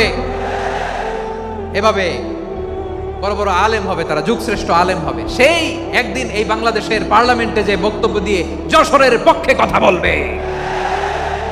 আপনি জানেন না, কাউকে ছোট করবেন না আপনি। ওর কনফিডেন্স আপনি কমাবেন না, আপনি কমাতে পারেন না। প্যান্ডেলে আমার যে মা বোনেরা আছেন, ছেলে মেয়েদেরকে কখনো ছোট করে কথা বলবেন না। ও যে কোথায় যাবে আপনি জানেন না। আপনি মা হয়ে তাকে সাহস দিবেন, তার কল্পনার জগৎটাকে সাজাতে তাকে উৎসাহিত করবেন, ঠিক কিনা বলেন? আর আমার প্যান্ডেলের আমার প্রিয় শ্রদ্ধাশীলা মায়েরা বোনেরা, আপনারা তো আরো দামি সম্পদ। বিশ্বনবী বলেন, আর দুনিয়া কুল্লুহা মাতা। আল্লাহ আল্লাহ আল্লাহ, বিশ্বনবীর কথার ওজন দেখেন। আর দুনিয়া কুল্লুহা মাতা ওয়া খায়রু মাতা'আদ দুনিয়াল মারআতুস সালিহা। বিশ্বনবী বলেন, দুনিয়ায় যা দেখো সব আল্লাহর দেওয়া অ্যাসেট, মানে সম্পদ। আর এত অ্যাসেটের ভিড়ে সবচেয়ে শ্রেষ্ঠ সম্পদ হচ্ছে নেককার নারী। সুবহানাল্লাহ। ভাইয়েরা বোনের সাথে খারাপ আচরণ করো না, সন্তান মায়ের সাথে খারাপ আচরণ করো না। আমাদের মায়েরা আমাদের asset, they are our priceless asset. কারণ এই মায়েদের পেটে এসেছে আল্লাহর ওলিরা, এই মায়েদের পেটে এসেছে খান জাহান আলী, এই মায়ের পেটে এসেছে শাহজালাল ইয়ামানি, এই মায়ের পেটে এসেছে আল্লাহর সব নবীরা। নাকি নবীরা আকাশ থেকে থপ করে জমিনে নেমে আসছে? মায়ের পেটে আসছে। এই মায়ের পেটগুলো খনি। আমার সম্মানিতা মায়েরা বোনেরা, নিজেকে ইসলাম দিয়ে সাজান, নিজেকে ইসলাম দিয়ে সাজান, নিজেকে পবিত্র রাখুন, নিজের আব্রু ঈমান ইজ্জতের হেফাজত করুন, কোরআন পড়ুন, সুন্নাহ পড়ুন। আপনি জানেন না আপনার গর্ভে কে আসছে, কোন ক্ষণজন্মা পুরুষকে আল্লাহ তাআলা আপনার গর্ভে পাঠাবে, আপনি জানেন না। মায়েরা নিজেদেরকে পবিত্র রাখুন, ইসলাম চর্চা করুন, কোরআন চর্চা করুন, নৈতিকতা দিয়ে নিজেকে সাজান। যশোরের জেনজি, নিজেদেরকে প্রস্তুত রাখো আগামীর বাংলাদেশের জন্য। নৈতিকতা, মোরালিটি, ভ্যালিউজ দিয়ে নিজেকে সাজাও, ইসলাম দিয়ে নিজেকে সাজাও। কারণ আগামীর বাংলাদেশ ইসলামের বাংলাদেশ। বাংলাদেশের আসল পরিচয় ইসলাম। বাংলাদেশের আসল পরিচয় কি? সবাই বলে না। বাংলাদেশের আসল পরিচয় কি? এই ইসলাম নিয়ে আমরা সংসদ ভবন সাজাবো, রাজি আছি না নাই? শেকড় ভুলে যাওয়া যাবে না। আমরা ধাপে ধাপে শারিয়া আইনের দিকে যাব ইনশাআল্লাহ, কিন্তু জঙ্গিবাদ দিয়ে নয়, কট্টরপন্থা দিয়ে নয়। আমরা ইন্টেলেকচুয়ালি, গ্রাজুয়ালি, ধাপে ধাপে শারিয়া আইনের দিকে মুভ করবো ইনশাআল্লাহ। বলো লিল্লাহি তাকবীর। এদেশের আসল পরিচয় সবাই বলে না, আওয়াজ করে, এদেশের আসল পরিচয়। এদেশে আজান শুনে সূর্য ওঠে শহর গ্রামে, এদেশে আজান শুনে সূর্য ডুবে সন্ধ্যা নামে, এদেশে সকল কাজে সবাই বলে বিসমিল্লাহ, এদেশে ভালো কিছু দেখে শুনে হাসি মুখে সবাই বলে মাশা আল্লাহ। সুবহানাল্লাহ সুবহানাল্লাহ সুবহানাল্লাহ সুবহানাল্লাহ সুবহানাল্লাহ সুবহানাল্লাহ সুবহানাল্লাহ সুবহানাল্লাহ। ও নবীন তরুণ, তোমার কিসের এত ভয়? জেনে রেখো বাংলাদেশের আসল পরিচয়। বাংলাদেশের আসল পরিচয় ইসলাম। আওয়াজ তুলে বলো, আসল পরিচয় কি? এদেশে পরস্পরে দেখা হলে দেয় সালাম, এদেশে আমজনতার হৃদয় জুড়ে পাক্কালাম, ঠিক কি না? এদেশে বিপদ এলে সর্বজনে সর্বক্ষণে দোয়া পড়ে ইন্না লিল্লাহ সুবহানাল্লাহ সুবহানাল্লাহ সুবহানাল্লাহ সুবহানাল্লাহ। এদেশে আজান শুনে সূর্য ওঠে শহর গ্রামে, এদেশে আজান শুনে সূর্য ডুবে সন্ধ্যা নামে, এদেশে সকল কাজে সবাই বলে বিসমিল্লাহ, এদেশে ভালো কিছু দেখে শুনে হাসি মুখে সবাই বলে মাশা আল্লাহ সুবহানাল্লাহ। আওয়াজ করে সুবহানাল্লাহ সুবহানাল্লাহ সুবহানাল্লাহ সুবহানাল্লাহ। সবাই একসাথে সুবহানাল্লাহ সুবহানাল্লাহ সুবহানাল্লাহ সুবহানাল্লাহ। এদেশের আসল পরিচয় কি? আওয়াজ করে বলতে ভয় লাগে। এদেশের আসল পরিচয় কি? ইসলাম দিয়ে আমাদের সংসদ ভবন চলুক, আমরা চাই কি চাই না? বঙ্গভবনে লা ইলাহা ইল্লাল্লাহর পতাকা উড়ুক, আমরা চাই কি চাই না? প্রতিটি জেলা অফিসে, ডিসি অফিসে লা ইলাহার পতাকা ঝুলুক, আমরা চাই কি চাই না? কারা কারা চাই হাত তুলে আল্লাহরে দেখায়।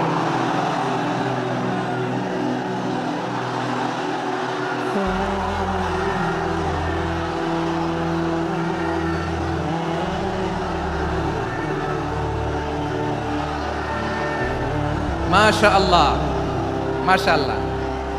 মাশাআল্লাহ, মাশাআল্লাহ। যশোর, আওয়াজ করে বলো, ভালো মানুষ না খারাপ মানুষ? বুঝে বলছো তো? মানুষ ভালো হলে যে কত ভালো। এই মানুষকে যত্ন নিলে, মানুষকে মানুষ বানালে যে সে কি হতে পারে শুনবা? হ্যাঁ, নাকি মোনাজাত দিয়ে দিব? শুনবা? তাহলে থামতে হবে। থামো, আমি যখন বলবো থামো থামো, তাকবীরের সময় দিলে তাকবীর। থামো থামো।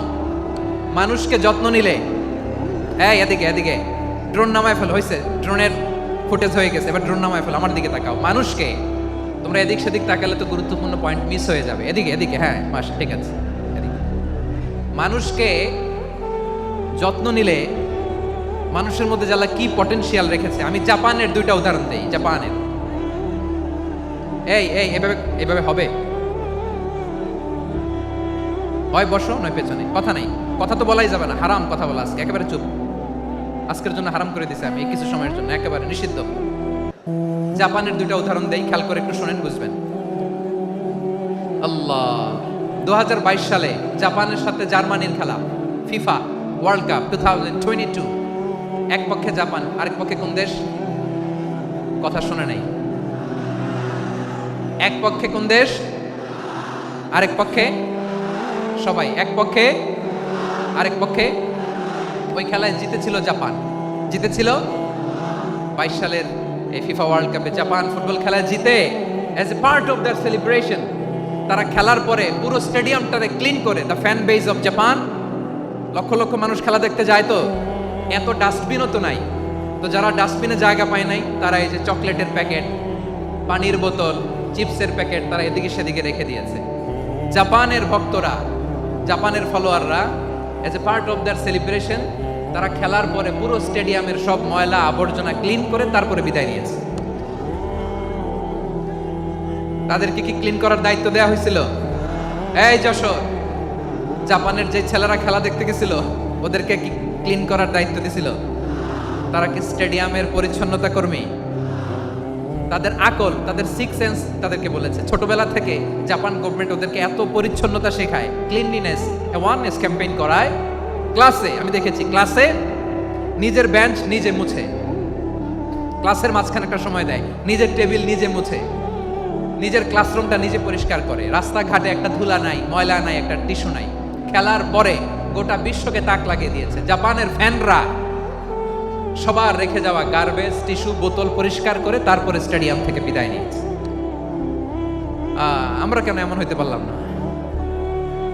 আমরা কেন এমন হইতে পারলাম না? জাপানের যারা এগুলো করছে ওদের 3টা করে চোখ না? চোখ তো 3টা জাপানো লাগো। জাপানো লাগো হাত তো 4টা, কান তো 6টা। হ্যাঁ, নাকি আমার মতো 2 হাত 2 কানালা মানুষ? চোখে দেখলে ওটা মানুষ না। চিন্তা করছেন? তার মানে জাপানিজদেরকে যে গ্রুমিং করে শিখানোর মাধ্যমে পরিচ্ছন্ন বানানো গেছে। ওরা যেমনি মানুষ, আমরাও মানুষ। আমাদের সন্তানদেরকে শেখালে তারাও পারবে। পারবে কিনা? 2 নম্বর উদাহরণ বলি। চট্টগ্রাম ফেনীতে যারা গিয়েছেন, মেঘনা গুমতি ব্রিজ প্রকল্প নাম শুনছেন? মেঘনা একটা ব্রিজ পার হওয়া লাগে। এই মেঘনা গুমতি, এখানে 3টা ব্রিজ, কাশপুর সহ এই 3টা ব্রিজের নির্মাণ কাজ, রেনোভেশনের কাজ দেওয়া হয়েছিল জাপানের একটা কোম্পানিকে। কাকে? জাপানের কোম্পানি। নির্মাণ শেষে 738 কোটি টাকা বেঁচে গেছিল, এটা গভর্নমেন্টের হাতে দিয়ে তারা বিদায় নিয়েছে। কত টাকা? 738 কোটি টাকা। যত প্রাক্কলিত ব্যয় নির্ধারণ করা হয়েছে, সব টাকা সরকার, তৎকালীন সরকার, 2019-এর সরকার, কারা ছিল তো জানেন? এই 2019-এর সরকার তাদেরকে দিয়েছে। তারা রিনোভেশন নির্মাণ শেষে 738 কোটি টাকা অতিরিক্ত বেঁচে গেছিল, এটা আবার গভর্নমেন্টের হাতে বুঝাই দিয়ে তারা বিদায় নিচ্ছে। আমরা কেন এমন হইতে পারলাম না? জাপানের ওরাও মানুষ, আমরাও মানুষ। তার মানে মানুষে মানুষে পার্থক্য আছে না নাই? আচ্ছা, জাপানের 2টা উদাহরণ দিলাম, এবার আমার দেশের 2টা উদাহরণ দিব না? বাংলাদেশের 2টা উদাহরণ দিই। 1 নম্বর উদাহরণ, গত সপ্তাহে আপনারা জানেন কক্সবাজার আমার একটা প্রোগ্রাম ছিল, তো হেলিকপ্টারে গিয়েছিলাম। ফেনী জেলা যখন পার হচ্ছি, আমি দেখলাম 3টা উইন্ডমিল ছিলেন তো, বিশাল পিলার, 3টা-4টা পাখা থাকে। বায়ু বিদ্যুৎ কেন্দ্র, বাংলাদেশের প্রথম বায়ু বিদ্যুৎ কেন্দ্র এটা। মুহুরী প্রজেক্ট বলে এটা সম্ভবত, মুহুরী প্রজেক্ট। তো সাগরের বাতাসের ঝাপটায় এটা ঘুরে এনার্জি হয়, ইলেকট্রিসিটি উৎপাদন হয়। তো আমি পাইলটকে বললাম, ভাই এগুলো থেকে কেমন ইলেকট্রিসিটি উৎপাদন হয়? কয় হুজুর একটু হয় না, কিছুই হয় না। কিছুই হয় না মানে? বলে হুজুর বাংলাদেশে যত উইন্ড মিল আছে এটার পাখা একটাও ঘুরে না। আল্লাহ, বলেন কি? তাহলে যে কোটি কোটি টাকা ব্যয় করে যে উইন্ড মিল, কয় হুজুর ভিতরে ফিটফাট, উপরে ফিটফাট, ভিতরে সদরঘাট। তার মানে কোটি কোটি টাকা দিয়ে এই উইন্ড মিল বানায়, এখানে কিছু নাই। দুর্নীতির আড্ডাখানা, আখড়াখানা বাংলাদেশ, ঠিক কিনা বলেন? আয়রে, জাপানিজরাও মানুষ, আমরাও মানুষ। আমার এক নিকটাত্মীয় সরকারি চাকরিজীবী, উনি আমাকে বললেন, বাংলাদেশের আরেকটা উদাহরণ দেখি। উনি আমাকে বললেন যে প্রতি বছর আমাদের অফিসের ফার্নিচার চেঞ্জ করে। আমি বললাম, প্রতি বছর ফার্নিচার চেঞ্জ করে কেন? বলে যে ফার্নিচার নতুন পারচেস করলেই তো এখানে টাকা, নতুন কিনতে পারলেই টাকা, নতুন উন্নয়নের সবক শোনাতে পারলেই টাকা। প্রথম আলোর রিপোর্ট, কি আলো? প্রথম আলোর রিপোর্ট, গত 15 বছরে উন্নয়নের নামে লুটপাট হয়েছে প্রায় 3.25 লাখ কোটি টাকা। কার রিপোর্ট? আমাদের বানানো কথা। প্রথম আলোর রিপোর্ট। গত 15 বছরে কারা ছিল জানেন তো? হ্যাঁ, শুধু ওনাদেরকেই দোষ দিয়ে লাভ নাই। স্বাধীনতার পর থেকে শুধু শাসকের হাত বদল হয়েছে, আমরা কিছু পাই নাই, ঠিক কিনা বলেন? শুধু ওনাদের দোষ দিয়ে কি লাভ? একদল খাইছে, আরেক দল খাওয়ার জন্য রেডি হয়ে আছে। আমরা এরকম চাই না। জনগণকে ফুটপাতে বসাই দিচ্ছে। প্রিয় ভাইয়েরা, জাপানের মানুষও মানুষ, আমরাও মানুষ। সিদ্ধান্ত আপনার, কোন মানুষ হবেন, ভালো মানুষ না খারাপ মানুষ? আজকের আলোচনার বিষয় হচ্ছে মানব সম্পদের উন্নয়ন, human resource development. It's a process to increase the capacity of knowledge, skill, capacity of the people of a country. একটা দেশের মানুষের জ্ঞান, তাদের দক্ষতা কি করে বাড়ানো যায়, বাড়িয়ে দেশের উন্নয়ন করানো যায়, এটাই হচ্ছে মানব সম্পদ উন্নয়নের মূল কথা। তাহলে মানব সম্পদ হচ্ছে একটা দেশের সবচাইতে শক্তিশালী পুঁজি। প্রাকৃতিক সম্পদ, খনিজ সম্পদের চেয়েও দামি হচ্ছে মানব সম্পদ। আমার প্রিয় যশোর, প্রাকৃতিক সম্পদ, খনিজ সম্পদের চেয়ে দামি সম্পদ কি সম্পদ? আল্লাহ তাআলা দয়া করে আমাদেরকে এই মানব সম্পদ দিয়েছেন। আসুন আমাদের এই মানুষগুলোকে আমরা সোনার মানুষ বানাই। রাজি আছেন তো সবাই? রাজি আছেন? মানুষ পারে না এমন কোনো কিছু নাই, চাইলে সব পারে। এজন্য মানুষকে তারবিয়া দিতে হবে, যথাযথভাবে তাদেরকে গড়তে হবে। আসুন আমরা সিরাতের আয়নায় বিশ্বনবীর জীবনী থেকে দেখি তিনি কিভাবে হিউম্যান রিসোর্সকে ম্যানেজ করতেন। যদি আপনাদের সময় হয়, দু একটা উদাহরণ দিয়ে আজকে আমি আমার আলোচনার বিদায় নিই। হবে? সময় হবে কয়েক মিনিট? হ্যাঁ, শান্ত থাকবেন তো? শান্ত থাকবা? হ্যাঁ, ঠিক আছে। এই ধাক্কার মধ্যে ঢুকছে, এবার মজা বুঝতেছে তো? হ্যাঁ, মানা করছিলাম না? ঠিক আছে, টের পাও। হ্যাঁ, ঠিক আছে। যে আওয়াজ করবে আমি ওকে দেখতেছি, কে কে আওয়াজ করে দেখতেছি। শেষ কথা, শেষের দিকে চলে আসছি। বিষ্ণু ইসলাম কিভাবে হিউম্যান রিসোর্সকে ম্যানেজ করতেন, মজার কথা আছে কয়েকটা, বলে বিদায় নিব। বিশ্বনবী কিভাবে এই মানব সম্পদকে ম্যানেজ করতেন? বিশ্বনবী he was a very good talent hunter, চৌকস ট্যালেন্ট হান্টার ছিল। কার মধ্যে কি ট্যালেন্ট আছে দেখলেই বুঝে ফেলতেন। সুবহানাল্লাহ পড়বেন না? কি নবী আমরা পেয়েছি! He was a very good talent hunter. আমারও নবী, তিনি চৌকস ট্যালেন্ট হান্টার ছিলেন। কার মধ্যে কি প্রতিভা বের করতেন, ওই প্রতিভাকে ইসলামের কল্যাণে কাজে লাগাতেন। সুবহানাল্লাহ বলেন। যাকে যেই জায়গায় সেট করলে ভালো হবে তাকে ওই জায়গায় সেট করতেন। কয়েকজন সাহাবীর জীবনী শোনাই। আবু মাহজুরা রাদিয়াল্লাহু তাআলা আনহু, মক্কার মুয়াজ্জিন, আগে ছিল মুশরিক, পরে হয়েছে মুমিন। উনি কিভাবে মুমিন হইলেন এই ঘটনাটা একটু আপনাদের শোনাতে চাই। তো আপনাদের তো সময় নাই হাতে, হ্যাঁ সময় আছে? এই জেনজি শেষ করে দিল আজকের প্রোগ্রামটা।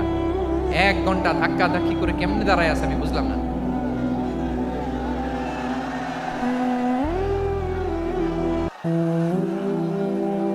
না না, তাকবির না, চুপ করতে হবে। What I need, you stop. Just shut up. চুপ। হ্যাঁ, ঠিক আছে, এভাবে। আবু মাহজুরা রাদিয়াল্লাহু তাআলা আনহু কিভাবে মুসলিম হলেন আওয়াজ করে শুনেন। হুনাইনের যুদ্ধ, 8ম হিজরি। বিষ্ণু ইসলাম হুনাইনের যুদ্ধ শেষে ফিরতেছেন। পথিমধ্যে বেলাল রাদিয়াল্লাহু তাআলা আনহু, এই যে আবার কথা, আই রে আল্লাহ রে, এখানে ধাক্কা থাকি কেন? চলে যাও, পেছনে যাও, পেছনে যাও। কি আজীব তামাশা! যেখানে যাই এখানে ধাক্কা ধাক্কি, মারামারি, গায়ের উপরে, কাঁধের উপরে, শাউটিং। অনেক গুরুত্বপূর্ণ কথা পয়েন্ট করে নিয়ে আসে যে বলবো, এই শাউট করার কারণে প্রোগ্রামটাই নষ্ট করে দেয়। আসছে আমার ভালোবাসা দেখাইতে, প্রোগ্রামটাই শেষ করে দিয়ে চলে যায়। স্টপ। আবার কথা বল, স্টপ। হুনাইনের যুদ্ধে 8ম হিজরি, কত হিজরি সবাই বলেন না একটু, কত হিজরি? 8ম হিজরিতে হুনাইনের যুদ্ধে রাসূল সাল্লাল্লাহু আলাইহি ওয়াসাল্লাম ফিরে আসতেছেন মদিনায়। পথিমধ্যে বেলাল রাদিয়াল্লাহু তাআলা আনহু আযান দিচ্ছেন। কি দিচ্ছেন? তো পাশে ছিল মুশরিকদের একটা পল্লী, কিছু মুশরিক তরুণ, কিছু অমুসলিম কিশোর, তারা আযানকে ব্যঙ্গ করতেছে। আমাদের বাংলায় মুখ ভেঙ্গানো বলে আর কি। বেলাল রাদিয়াল্লাহু তাআলা আনহু আযান দিচ্ছেন, ওই বাচ্চাগুলো মুশরিক, তো ওরা আযানকে ব্যঙ্গ করতেছে, বিকৃতি করে ওরাও আযান দিচ্ছে। উদ্দেশ্য হচ্ছে আযানকে নিয়ে ঠাট্টা করা। উদ্দেশ্য কি? ঠাট্টা করা। ব্যাপারটা মনে কষ্ট পাওয়ার মতো ব্যাপার না? কিন্তু বিশ্বনবী ওইখানে দেখেন কি খুঁজলেন। বিশ্বনবী খেয়াল করলেন অমুসলিম কিশোরদের মধ্য থেকে একটা কিশোরের গলাটা বড় দরাজ গলা, কণ্ঠটা বড় সুন্দর। খেয়াল করে দেখলেন যে কিছু কিশোর বেলালের আযানকে ব্যঙ্গ করে, বিকৃতি করে, কিন্তু একজনের কণ্ঠ দেখতে পাচ্ছেন না এত দূরে, কিন্তু কণ্ঠটা বড় সুন্দর, দরাজ গলা। বিশ্বনবী সাহাবীদেরকে বললেন, ধরো এগুলারে, ধরো। সবগুলারে ধরে বিশ্বনবীর সামনে আনা হলো। ওরা হাঁটু গেড়ে বসলো। বিশ্বনবী বললেন, তোমাদের মধ্যে কে যেন ব্যঙ্গ করে আযান দিচ্ছিল, তার গলাটা বড় উঁচু, গলার বেসটা বড় মজবুত, মেলোডিয়াস, সমুদ্র কণ্ঠ। কে? আবু মাহজুরা বলে, আমার বন্ধুরা সবাই আমার দিকে আঙ্গুল দেখায়, আমি পড়ে গেছি বিপদে। রাসূল সাল্লাল্লাহু আলাইহি ওয়াসাল্লাম বাকি অমুসলিম তরুণদেরকে ছেড়ে দিলেন, বললেন তোমরা যাও। এবার আবু মাহজুরারে পাইছে। আবু মাহজুরার চুলের মধ্যে হাত দিলেন বিশ্বনবী, মাথায় হাত দিয়ে বললেন, এবার আযান দাও দেখি। আবু মাহজুরা বলে, আমি তো আযান দিতে জানি না, কারণ আমি তো বেলালেরটা শুইনা দিছি, আমার তো মুখস্থ নাই, আমি তো আযান দিতে জানি না। বিশ্বনবী বললেন, জানো না? তাহলে আসো, আমি তোমারে শিখাই দিই। সুবহানাল্লাহ। আবু মাহজুরা হাঁটু গেড়ে বসে, বিশ্বনবীর মুবারক হাত আবু মাহজুরার চুলের মধ্যে। বিশ্বনবী আযানের মুআল্লিম আবু মাহজুরাকে বলতেছে, ঠিক আছে তোমারে শিখাই দিচ্ছি, আমি যা যা বলবো আমার সাথে সাথে বলো, পারবা? আবু মাহজুরা বলে, পারবো। বিশ্বনবী আযান দিচ্ছেন, মাথায় হাত দিয়ে আল্লাহু আকবার, আল্লাহু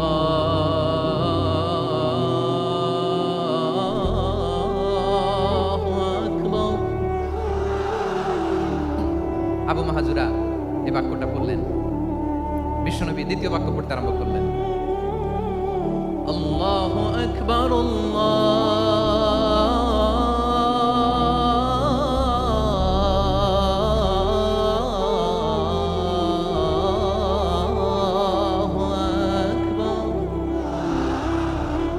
আবু মাহজুরা এই বাক্যটা বললেন। বিশ্বনবী আবু মাহজুরার মাথার মধ্যে হাত দিয়ে তৃতীয় বাক্য বললেন, আশহাদু আল্লা ইলাহা ইল্লাল্লাহ।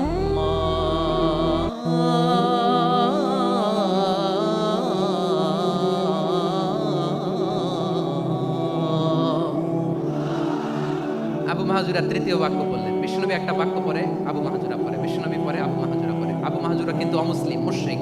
আবু মাহজুরা বলে, এক একটা বাক্য পড়ি আমার কলিজাটা গলে ঠান্ডা হয়ে যায়।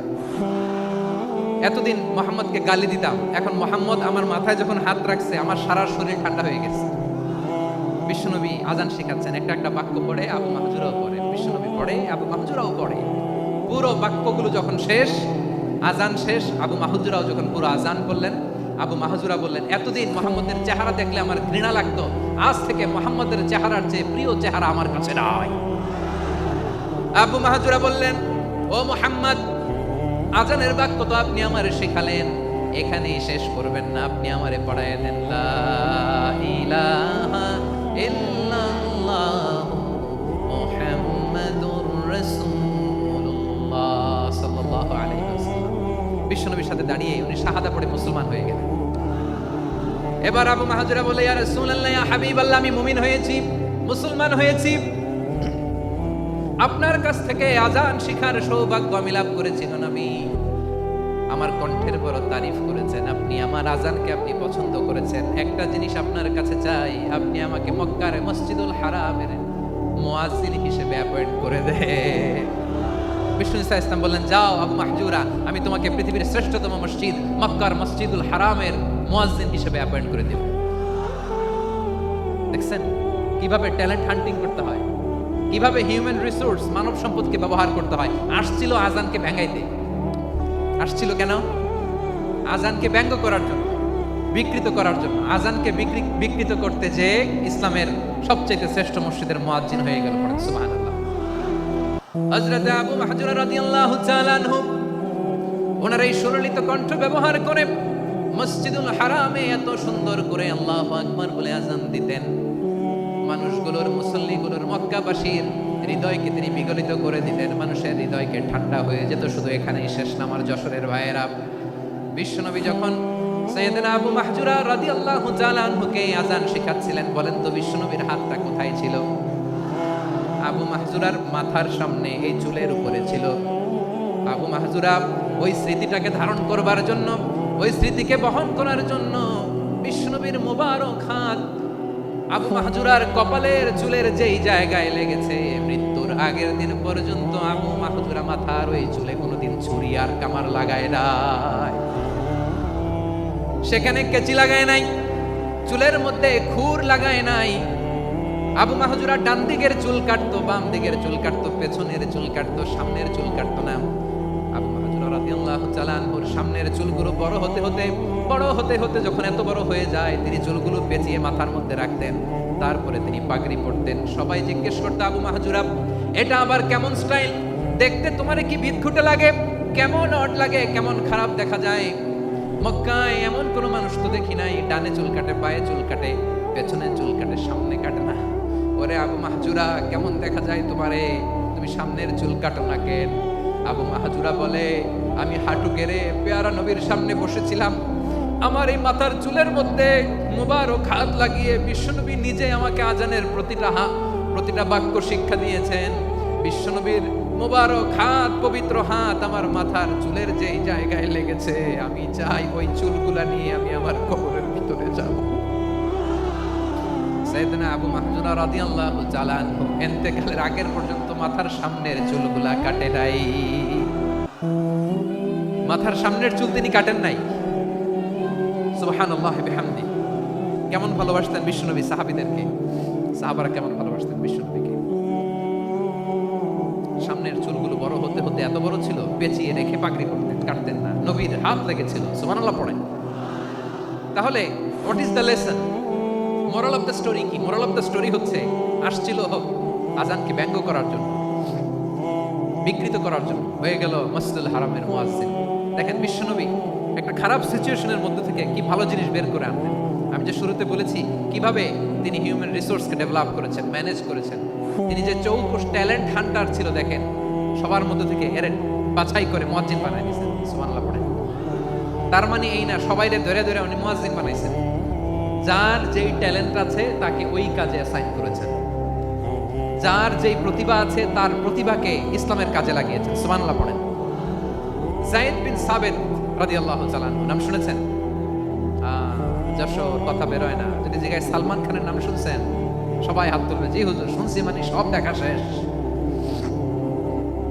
সালমান খান, আমির খান, অমুক খান, সব খান মুখস্থ, কিন্তু যায়েদ বিন সাবিতের নাম মুখস্থ নাই মুসলমানদের।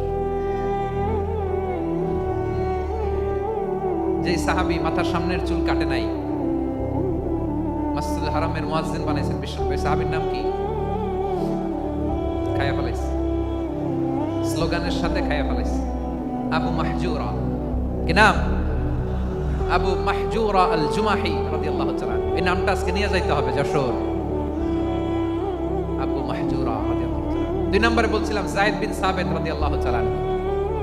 বিশ্বনবী দেখলেন মদিনার এই আনসারী সাহাবী হাইলি ট্যালেন্টেড, ইন্টেলেকচুয়াল, মেরিটোরিয়াস, জ্ঞানের প্রতি তার আকর্ষণ, মারাত্মক আকর্ষণ। বিশ্বনবী তাকে দায়িত্ব দিলেন, কোরআন যা নাজিল হয় তুমি লিখো, কাতিবুল ওহী বানায় দিলেন। সুবহানাল্লাহ। যায়েদ বিন সাবিতরে আবার আজান শিখান নাই, কারণ তার মধ্যে বিশ্বনবী প্রতিভা দেখেছেন, একাডেমিক প্রতিভা। বিশ্বনবীর একাডেমিক প্রজেক্টগুলো তিনি হ্যান্ডেল করতেন। যায়েদ বিন সাবিত ছিল বিশ্বনবীর ব্যক্তিগত সচিব। কি ছিল? ব্যক্তিগত সচিব। বোঝেন নাই? বিশ্বনবীর ব্যক্তিগত সচিব এবং দোভাষী। ইহুদিরা কিছু লিখে দিলে এটার অর্থ বিশ্বনবীরে বুঝায় দিতেন। আবার ইহুদিদের কাছে কিছু লিখতে হলে তিনি লিখে দিতেন। বিশ্বনবী একদিন বললেন, ইন্নী ওয়াল্লাহি মা আমানু ইয়াহুদা আলা কিতাব। ইহুদিরা যে চিঠি পাঠায় অর্থ তো বুঝি না, আরেক ইহুদি আইনে অর্থ করা লাগে। আবার ইহুদিদের কাছে কিছু লিখে পাঠাইতে চাইলে আমরা তো লিখতে পারি না, ইহুদিরে দিয়ে লেখা লাগে। ওরা যে পয়রা শোনায় লিখে দেয়, আমি ওদের বিশ্বাস করি না। আমার নিজের একজন লোক দরকার। বিশ্বনবী যায়েদ বিন সাবিতকে চুজ করলেন ল্যাঙ্গুয়েজের জন্য। উনি বললেন, যায়েদ, তোমার সফট স্কিলকে ডেভেলপ করতে হবে, তুমি হিব্রু ল্যাঙ্গুয়েজ শিখে ফেলো। যায়েদ বিন সাবিত বলল, বিশ্বনবীর মোটিভেশন আর ইন্সপিরেশন পেয়ে আমি 15 দিনে ইহুদিদের এই হিব্রু ল্যাঙ্গুয়েজ শিখে ফেললাম। শুধু শিখে ফেললাম না, হাত্তা হাদিকতু, even I became master in the language. এই ভাষা আমি পারদর্শী হয়ে গেলাম। এরপরে ইহুদিরা চিঠি লিখে পাঠালে আর কোনো ইহুদি ডাকা লাগতো না, আমি নবীর এটার অর্থ শুনে পরে বুঝাই দিতাম। আবার ইহুদিদের কাছে চিঠি লেখা লাগলে আমি যায়েদ বিন সাবিত চিঠি লিখে দিতাম। সুবহানাল্লাহ। দেখেন, এত সাহাবীর মধ্যে থেকে বিশ্বনবীর একাডেমিক প্রজেক্ট, ব্যক্তিগত সচিব, দোভাষী হিসেবে তিনি যায়েদ বিন সাবিতের মতো তরুণকে নির্বাচিত করেছেন। কেমন ট্যালেন্ট হান্টার ছিল আমার নবী, সুবহানাল্লাহ পড়বেন না? বিশ্বনবীর ইন্তেকালের পরে সাইয়েদনা আবু বকর রাদিয়াল্লাহু তাআলা আনহু যখন খলিফা হয়ে আসলেন, কোরআনকে সংকলনের দায়িত্ব দেয়া লাগবে, কোন সাহাবীকে দিবেন? সব সাহাবারা মিলে পরামর্শ করলেন। সাইয়েদনা আবু বকর, ওমর সবাই মিলে বিশাল কোরআন সংকলনের গুরু দায়িত্ব বিশ্বনবীর ব্যক্তিগত সচিব, বিশ্বনবীর দুভাষী, বিশ্বনবীর সিলেক্ট করাইলো যায়েদ ইবনে সাবিত রাদিয়াল্লাহু তাআলা আনহুকে দিয়েছে।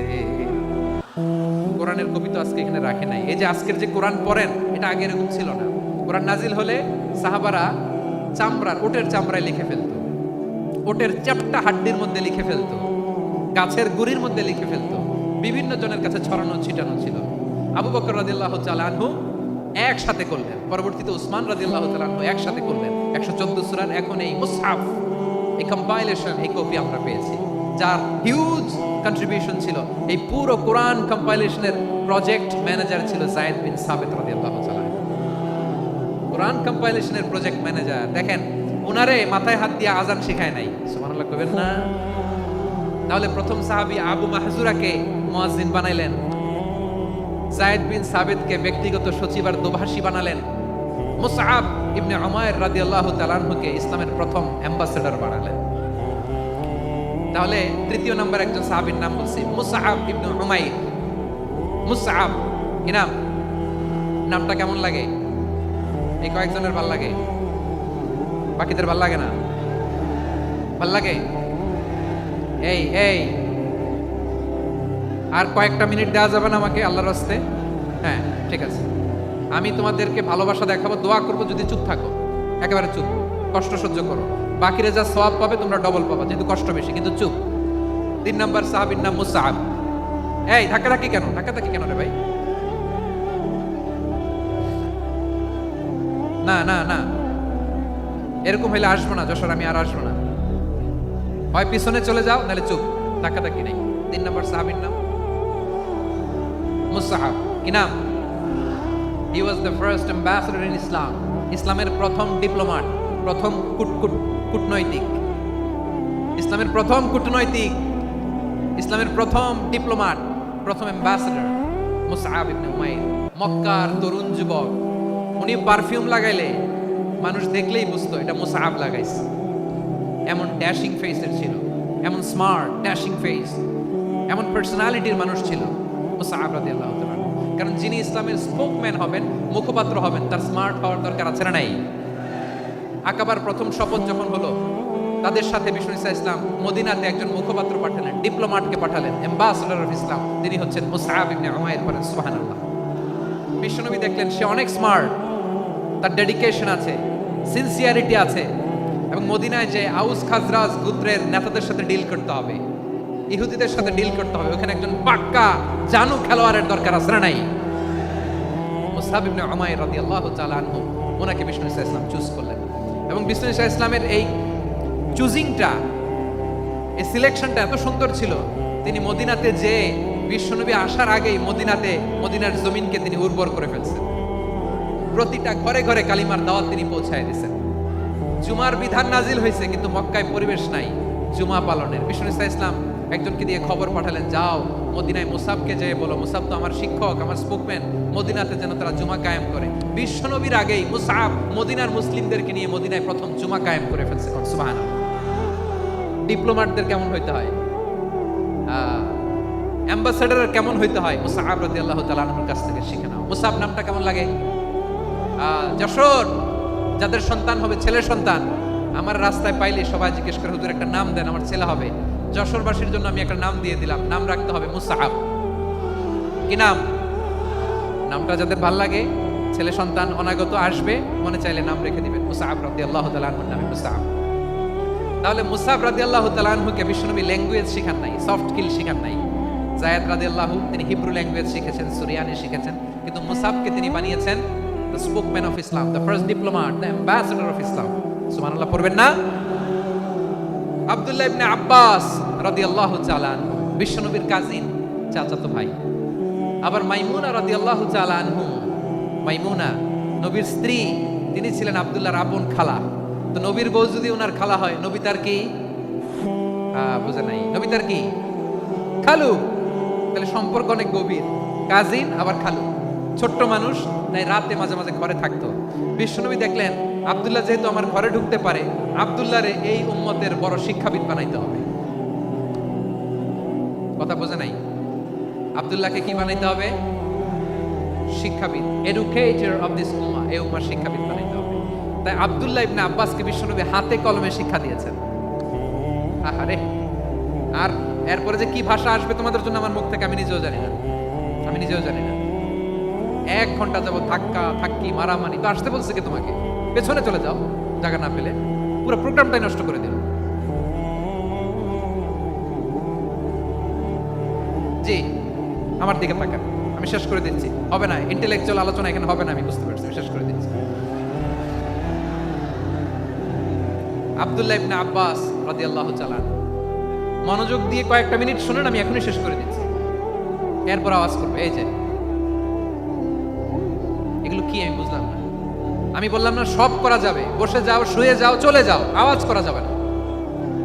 অন্যকে বসো এটাও বলার দরকার নেই, জাস্ট এদিকে তাকাও। আল্লাহ। আব্দুল্লাহ ইবনে আব্বাস রাদিয়াল্লাহু তাআলা ওনাকে বিশ্বনবী হাতে কলমে শিক্ষা দিয়েছেন, যেহেতু উম্মতের শিক্ষাবিদ হবে, এডুকেটর হবে। তো বিশ্বনবী রাতে যখন তাহাজ্জুদ পড়তেন, ছোট্ট আব্দুল্লাহ ঘরে থাকতো। বুঝতে পেরেছেন? ছোট্ট মানুষ তো ঘরে থাকতো। তো বিশ্বনবী তাহাজ্জুদের জন্য একবার দাঁড়িয়েছেন, ছোট্ট আব্দুল্লাহ ওযু করে দাঁড়াইছে। আচ্ছা বলেন তো, ইমাম আর মুসল্লি মোট যদি 2 জন হয়, একজন ইমাম একজন মুসল্লি, তো মুসল্লি ইমামের কোন দিকে দাঁড়াবে? ডানে দাঁড়াবে। ছোট্ট আব্দুল্লাহ বুঝে নাই, বিশ্বনবী তাহাজ্জুদ শুরু করেছেন, উনি একতেদা করছেন আর দাঁড়াইছেন বায়ে। কোথায় দাঁড়িয়েছেন?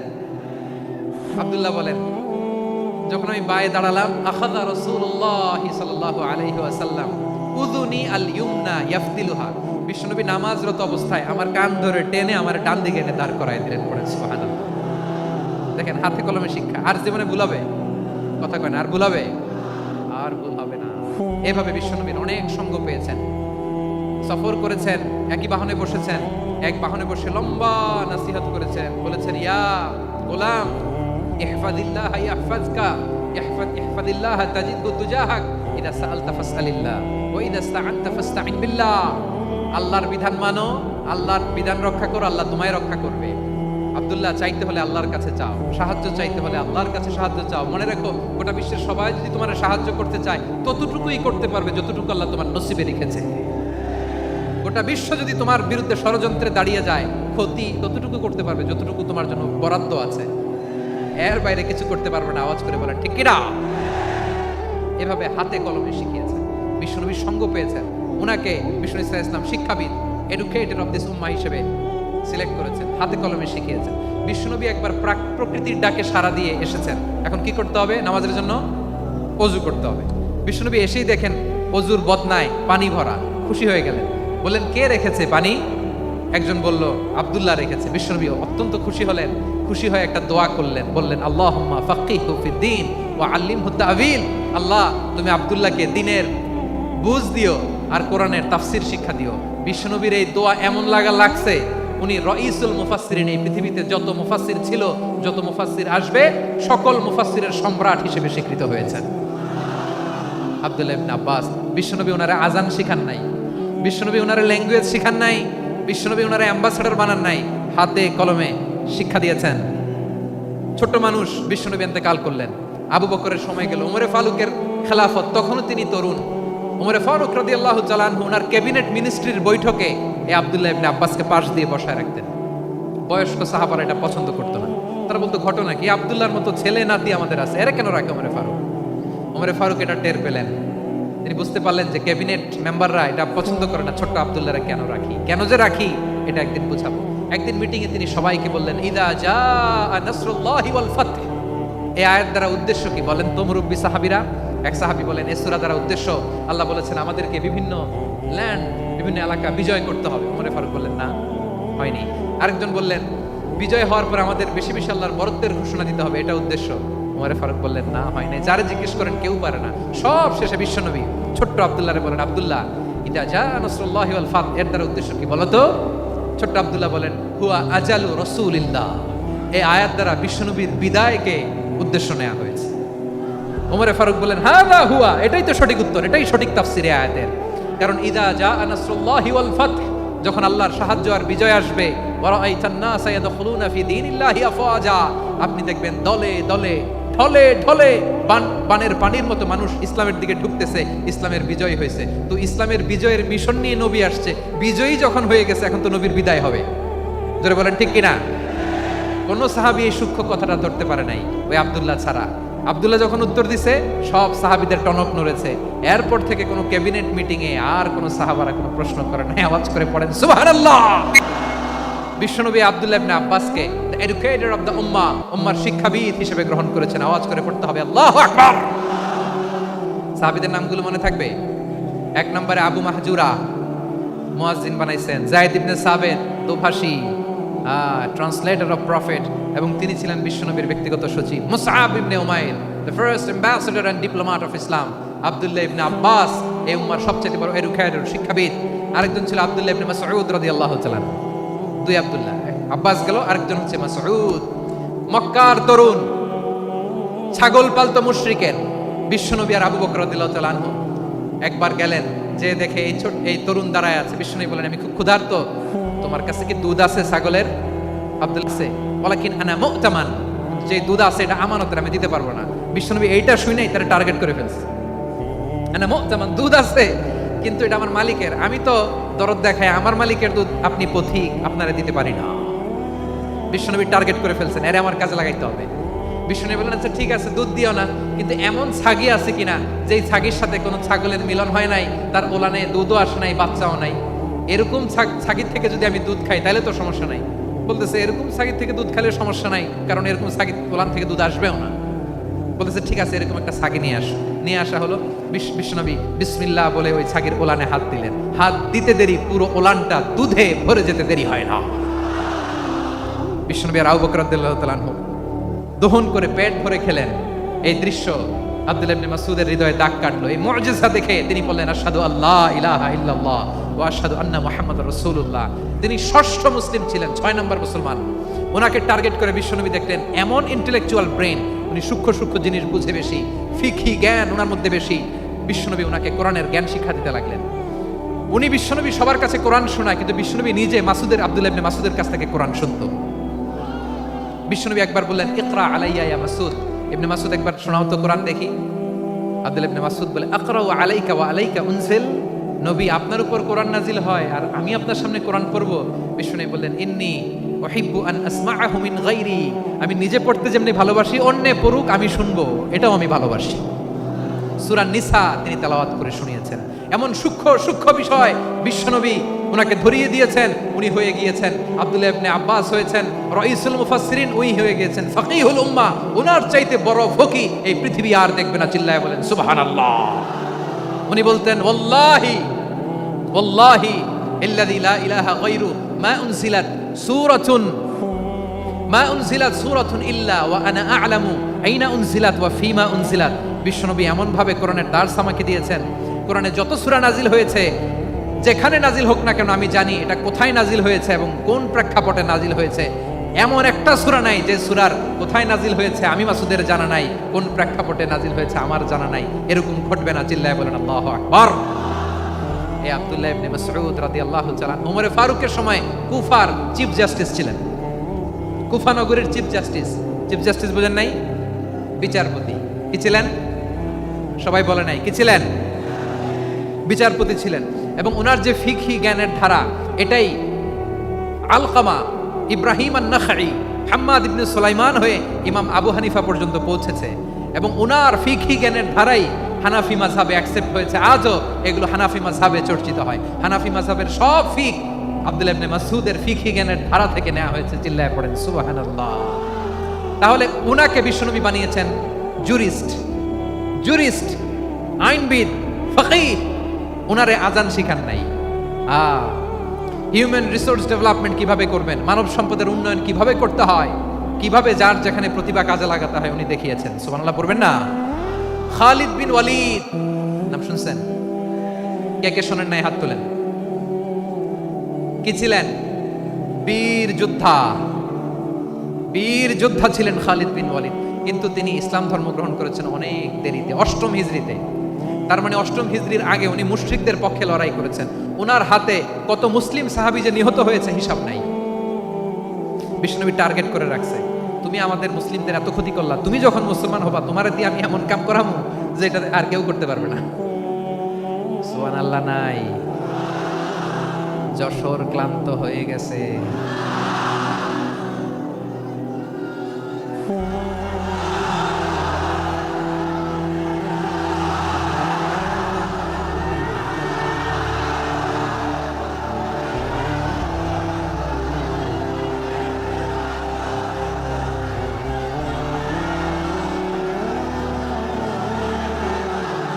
মাশাআল্লাহ, বসুন। খালিদ বিন ওয়ালিদ রাদিয়াল্লাহু তাআলা 8ম হিজরিতে মুসলিম হয়েছেন, মক্কা বিজয়ের আগে। তো মক্কা বিজয়ের আগে যখন মুসলিম হয়েছেন, এর আগে কি করছেন? কাফিরদের সাথে যুদ্ধ করেছেন। উনি উহুদের যুদ্ধে মুসলমানদের যে পরাজয় ভাব, কঠিন পরিস্থিতির মুখোমুখি ওনার কারণে পেছন থেকে এমন আতর্কিত আক্রমণ করেছেন, মুসলমানদেরকে কচুকাটা করেছেন। 8ম হিজরিতে আল্লাহ তাআলা হেদায়েতের নূর দিয়ে ওনার হৃদয়টাকে উজালা করে দিলেন। লা ইলাহা, এটা এমন বাণী যার হৃদয়ে একবার টাচ খাবে এইটা থেকে সে আর পালিয়ে বেড়াতে পারে। ঝিনুকের ভেতর লুকিয়ে থাকে যেমন মতি, ঝিনুকের ভেতর লুকিয়ে থাকে যেমন মতি, কলমা শাহাদাতে আছে আল্লাহর জ্যোতি, কলমা শাহাদাতে আছে আল্লাহর জ্যোতি। ঠিক কিনা বলেন? মক্কা বিজয়ের আগে মুসলিম হলেন, হওয়ার পরেই বিশ্বনবীর টার্গেট ফুলফিল হলো। ওই যে টার্গেট করে রেখেছেন আর দোয়া করেছেন, খালিদ বিন ওয়ালিদ যদি মুসলিম হয় তাকে আমি মিলিটারি চিফ বানাবো। ওনাকে আজান শিখান নাই, ওনারে কান ধইরা নামাজের এই মাথা থেকে ওই মাথা আনান নাই, ফিকহি কোরআনের সূক্ষ্ম তাফসীর ওনারে শিখান নাই, অ্যাম্বাসেডর বানান নাই। বিষ্ণু ইসলাম ওনাকে সামরিক অভিযানে প্রেরণ করেছেন। সামরিক অভিযানে তিনি প্রেরণ করেছেন। ওনার জীবদ্দশায় ওনার নেতৃত্বে যতগুলো যুদ্ধ হয়েছে, একটা যুদ্ধেও তিনি পরাজয় বরণ করেন নাই। ওমর ফারুকের সময়কালে তিনি চিফ অফ মুসলিম মিলিটারি, মানে মুসলিম সেনাপতি হয়েছেন। যশোর আওয়াজ করো, ঠিক কিনা বলো? সেনাপতি, মুসলিম সেনাপতি। তাহলে কিভাবে হিউম্যান রিসোর্স ব্যবহার করতে হয় গোটা বিশ্ব আমার নবীর কাছ থেকে শিখে নাও। খালিদ বিন ওয়ালিদ, ওনাকে বিশ্বনবী একটা উপাধি দিয়েছেন। উপাধিটা হচ্ছে সাইফুল্লাহিল মাসলুল, আল্লাহর নাঙ্গা তরবারি, আল্লাহর খোলা তরবারি, দ্য ওপেন সোর্ড অফ আল্লাহ। খালিদ বিন ওয়ালিদ মুসলিম সেনাপতি। হাসান বিন সাবেত নাম শুনছেন? দেখি উনি কি ছিল বলেন? রাসূলের সভা কবি, কালচারাল হিজিমনিকে ডিফিট করার জন্য। উনি ভালো অস্ত্র চালানো জানতেন না, ওই কাজে উনি যেতেন না। ওনার ছিল কাব্য প্রতিভা। কাফিররা কবিতা দিয়ে নবীকে গালি দিত। বিশ্বনবী বলতেন, ইয়া হাসান আজিব আন রাসূলিল্লাহ, তুমি নবীর হয়ে কাফেরদের এই কথাগুলোর জবাব দাও। বিশ্বনবীর একটা মিম্বার ছিল। বিশ্বনবীর মিম্বারের পাশাপাশি মসজিদে নববীতে এই হাসান বিন সাবেতের জন্য বিশ্বনবী একটা স্পেশাল মিম্বার বানিয়ে দিয়েছেন। এখান থেকে তুমি জবাব দাও। এবং বিশ্বনবী বলেছেন, আল্লাহুম্মা আইয়িদহু বিরূহিল কুদুস। আল্লাহ হাসান আমার পক্ষে জবাব দেয়, তুমি জিব্রাইল মারফত তাকে সাহায্য পাঠাইয়া দিও। রাসূল সাল্লাল্লাহু আলাইহি ইসলামের সভা কবি, the poet of the prophet, নবীর কবি, উনি কবিতা দিয়ে এমন উচ্চাঙ্গের ভাষায় কবিতা দিয়ে তিনি জবাব দিতেন, কাফিরদের গা শিহরে যেত, তাদের হৃদয়ে আগুন ধরে যেত। তাহলে এরকম কবিরও দরকার আছে না নাই? এখন যাকে আল্লাহ দিছে কাব্য প্রতিভা, এরা যদি আপনি যুদ্ধের ময়দানে পাঠান হবে? যারে দিছে সুরেলা গলা, এরা যদি অ্যাম্বাসেডর বানান হবে না। হাসান বিন সাবিত ছিলেন বিষ্ণু ইসলামের কবি। হুযায়ফা ইবনুল ইয়ামান বিশ্বনবীর গোয়েন্দা বিভাগের প্রধান। কিসের প্রধান? হুযায়ফা ইবনুল ইয়ামান, ওনার ছিল ডিটেকটিভ মাইন্ড, গোয়েন্দা বিভাগের প্রধান, এবং উনি হচ্ছেন সাহিবু সিররি রাসূলিল্লাহ, রাসূল সাল্লাল্লাহু আলাইহি ওয়াসাল্লামের গোপন তথ্যের ধারক বাহক। নবীর যেই কথা কেউ জানে না, সব হুযায়ফার পেটের ভিতরে ছিল। সুবহানাল্লাহ পড়েন। মদিনার যত ইহুদিদের একটা লিস্ট ছিল, এই লিস্ট শুধু দুইজন জানতো, বিশ্বনবী আর হুযায়ফা। সুবহানাল্লাহ পড়বেন না?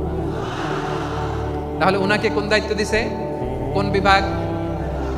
যশোর, আওয়াজ করো, কোন বিভাগ?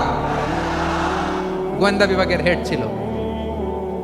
খন্দকের যুদ্ধে প্রচন্ড আজকের মতো শৈত্য প্রবাহ, মাটি খনন করতে করতে সাহাবীদের পেটে ক্ষুধা নাই, দাঁড়াইতে পারে না নামাজের জন্য, এত ক্লান্ত, ক্লান্ত শ্রান্ত। বিশ্বনবী বললেন, কে আছো? এই কঠিন শীত, এই ভয় আর ক্ষুধার মধ্যেও খন্দকের পরীক্ষা টপকে শত্রু শিবিরে যে আমাকে তথ্য দিবা, কে আছো? কারো গায়ে শক্তিই নাই যে দাঁড়াবে, কেউ দাঁড়ায় না। বিশ্বনবী তখন নিজে হুযায়ফাকে ডাক দিলেন, হুযায়ফা, যে আমাকে আজকে শত্রু শিবিরের তথ্য এনে দিবে, সে জান্নাতে আমার মোরাফাকা, আমার সঙ্গী হবে। হুযায়ফা রাদিয়াল্লাহু ইবনুল ইয়ামান জীবনের ঝুঁকি নিয়ে এই ক্ষুধা, শৈত্য প্রবাহ, কোল্ড ওয়েভসকে উপেক্ষা করে পরীক্ষা টপকে শত্রু শিবিরে যে সবার কথাগুলো চুপে চুপে শুনে বিশ্বনবীর দরবারে এসে গোয়েন্দাদের মতো তথ্য সরবরাহ করেছেন। বিশ্বনবীর গোয়েন্দা বিভাগের প্রধান হুযায়ফা ইবনুল ইয়ামান ইন্টেলিজেন্স বিভাগ চালাতেন। মুনাফিকদের নাম ওনার কাছে ছিল। মুআয ইবনে জাবাল মদিনা রাষ্ট্রের সবচেয়ে সিনিয়র আমলা ছিলেন। আমলাতন্ত্র চিনেন তো? প্রশাসনিক কাজ যারা চালায়, অ্যাডমিনিস্ট্রেশন বোঝেন না? The department of administration. মদিনার রাষ্ট্রের সিনিয়র আমলা মুআয ইবনে জাবাল মুতাখাসসিসুন ফিল হালাল ওয়াল হারাম, হালাল হারামের স্পেশালিস্ট ছিলেন। বিশ্বনবী উনাকে ইয়ামানের গভর্নর করে পাঠাইছেন। বলেছেন, ইন্নাকা তা'তি কওমান আহলা কিতাব, এমন গোষ্ঠীর কাছে যাবা এরা ইহুদি নাসারা, আগে শাহাদা পড়লে এরপরে নামাজের দাওয়াত দিও, নামাজ পড়লে যাকাতের দাওয়াত দিও। গভর্নরের অ্যাটিটিউড যেমন থাকে তেমন অ্যাটিটিউড ধরে রেখো। সুবহানাল্লাহ পড়েন। তাহলে মুআয ইবনে জাবালকে দিয়ে বিশ্বনবী কবিতা লেখায় নাই, চিঠি লেখায় নাই, আজান দেওয়ায় নাই। সুবহানাল্লাহ পড়বেন না? সব শেষ সাহাবী বলি আবু হুরায়রা রাদিয়াল্লাহু তাআলা, নাম শুনছেন? বিড়ালের বাবা। কি করতেন? খালি হাদিস মুখস্থ করতেন। উনি বলতেন, আলজামু রাসূলুল্লাহ আলা মিল ইবাতনি, আমার শুধু পেটের ক্ষুধার বন্দোবস্ত হইলে আমি নবীর সঙ্গ ছাড়তাম না।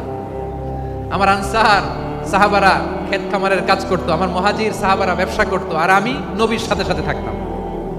শুধু সকাল বিকাল দুই বেলা যদি আমার খাবারের বন্দোবস্ত হয়, আমি আর নবীর লক ছাড়ি না। সুবহানাল্লাহ কইবেন না? 5374টা হাদিস তিনি বর্ণনা করেছেন।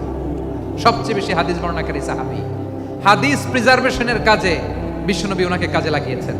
উনি একদিন বলেন, ইয়া রাসূলুল্লাহ আসমা'ু মিনকা কাসীরান ফালা আহফাজু, নবী অনেক কথা শুনি আমার মনে থাকে না। বিশ্বনবী বললেন, তাই উবসুত রিদাক, তোমার চাদরটা বিছাও। আবু হুরায়রা বিছালেন, বিশ্বনবী হাত বুলায় দিলেন, এরপরে অনেক হাদিস বর্ণনা করলেন। আবু হুরায়রা বলে, তারপর থেকে বিশ্বনবী যাই বর্ণনা করে আমি শুনি আর একটাও বলি না। এখন সুবহানাল্লাহ। বিশ্বনবী ওনাকে হাদিস প্রিজার্ভেশন, নবীর এই যে লক্ষ্য হাদিস প্রিজার্ভেশনের এই দায়িত্ব দিয়েছেন সাইয়েদনা আবু হুরায়রা রাদিয়াল্লাহু তাআলা। প্রিয় ভাইরা, তাহলে 10 জন সাহাবীর কথা যে বললাম, আপনারা কি খেয়াল করেছেন কত বড় ট্যালেন্ট হান্টার, চৌকস ট্যালেন্ট হান্টার ছিল আমার নবী। এক একজনের এক এক ট্যালেন্ট এক এক কাজে অ্যাসাইন করেছেন, এক একজনকে এক এক দায়িত্ব দিয়েছেন, এক একজনের প্রতিভাকে এক একভাবে বিকশিত হওয়ার সুযোগ দিয়েছেন। আওয়াজ করে বলেন ঠিক কি না?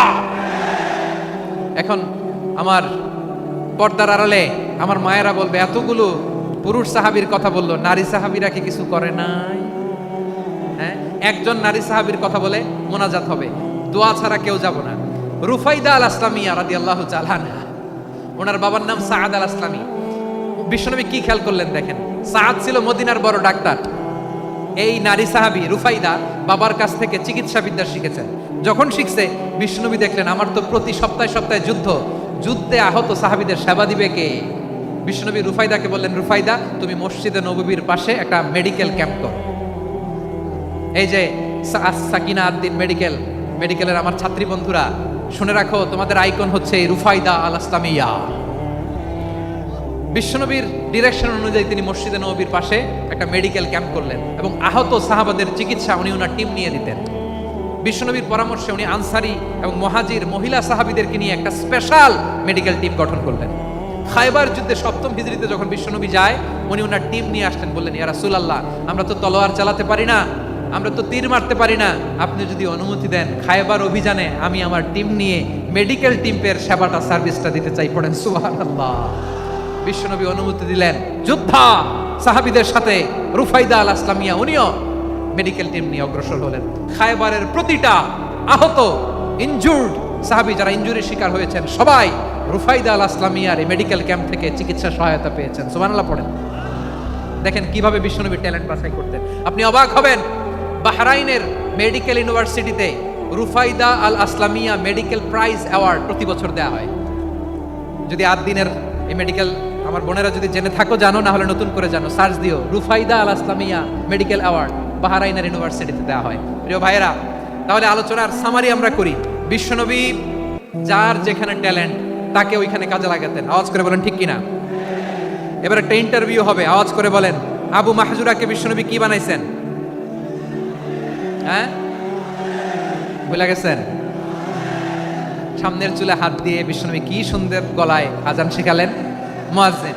যায়েদ বিন সাবিতকে একাডেমিক প্রজেক্টের দায়িত্ব দিয়েছেন, তিনি ছিলেন বিশ্বনবীর দোভাষী ব্যক্তিগত সচিব। মুসআব ইবনে Umair the first ambassador of Islam. Abdullah ইবনে আব্বাস উম্মার বড় শিক্ষাবিদ মুফাসসির। আব্দুল্লাহ ইবনে মাসউদ ছিলেন জুরিস্ট। কি ছিলেন? জুরিস্ট ছিলেন, এই উম্মার সবচেয়ে বড় জুরিস্ট।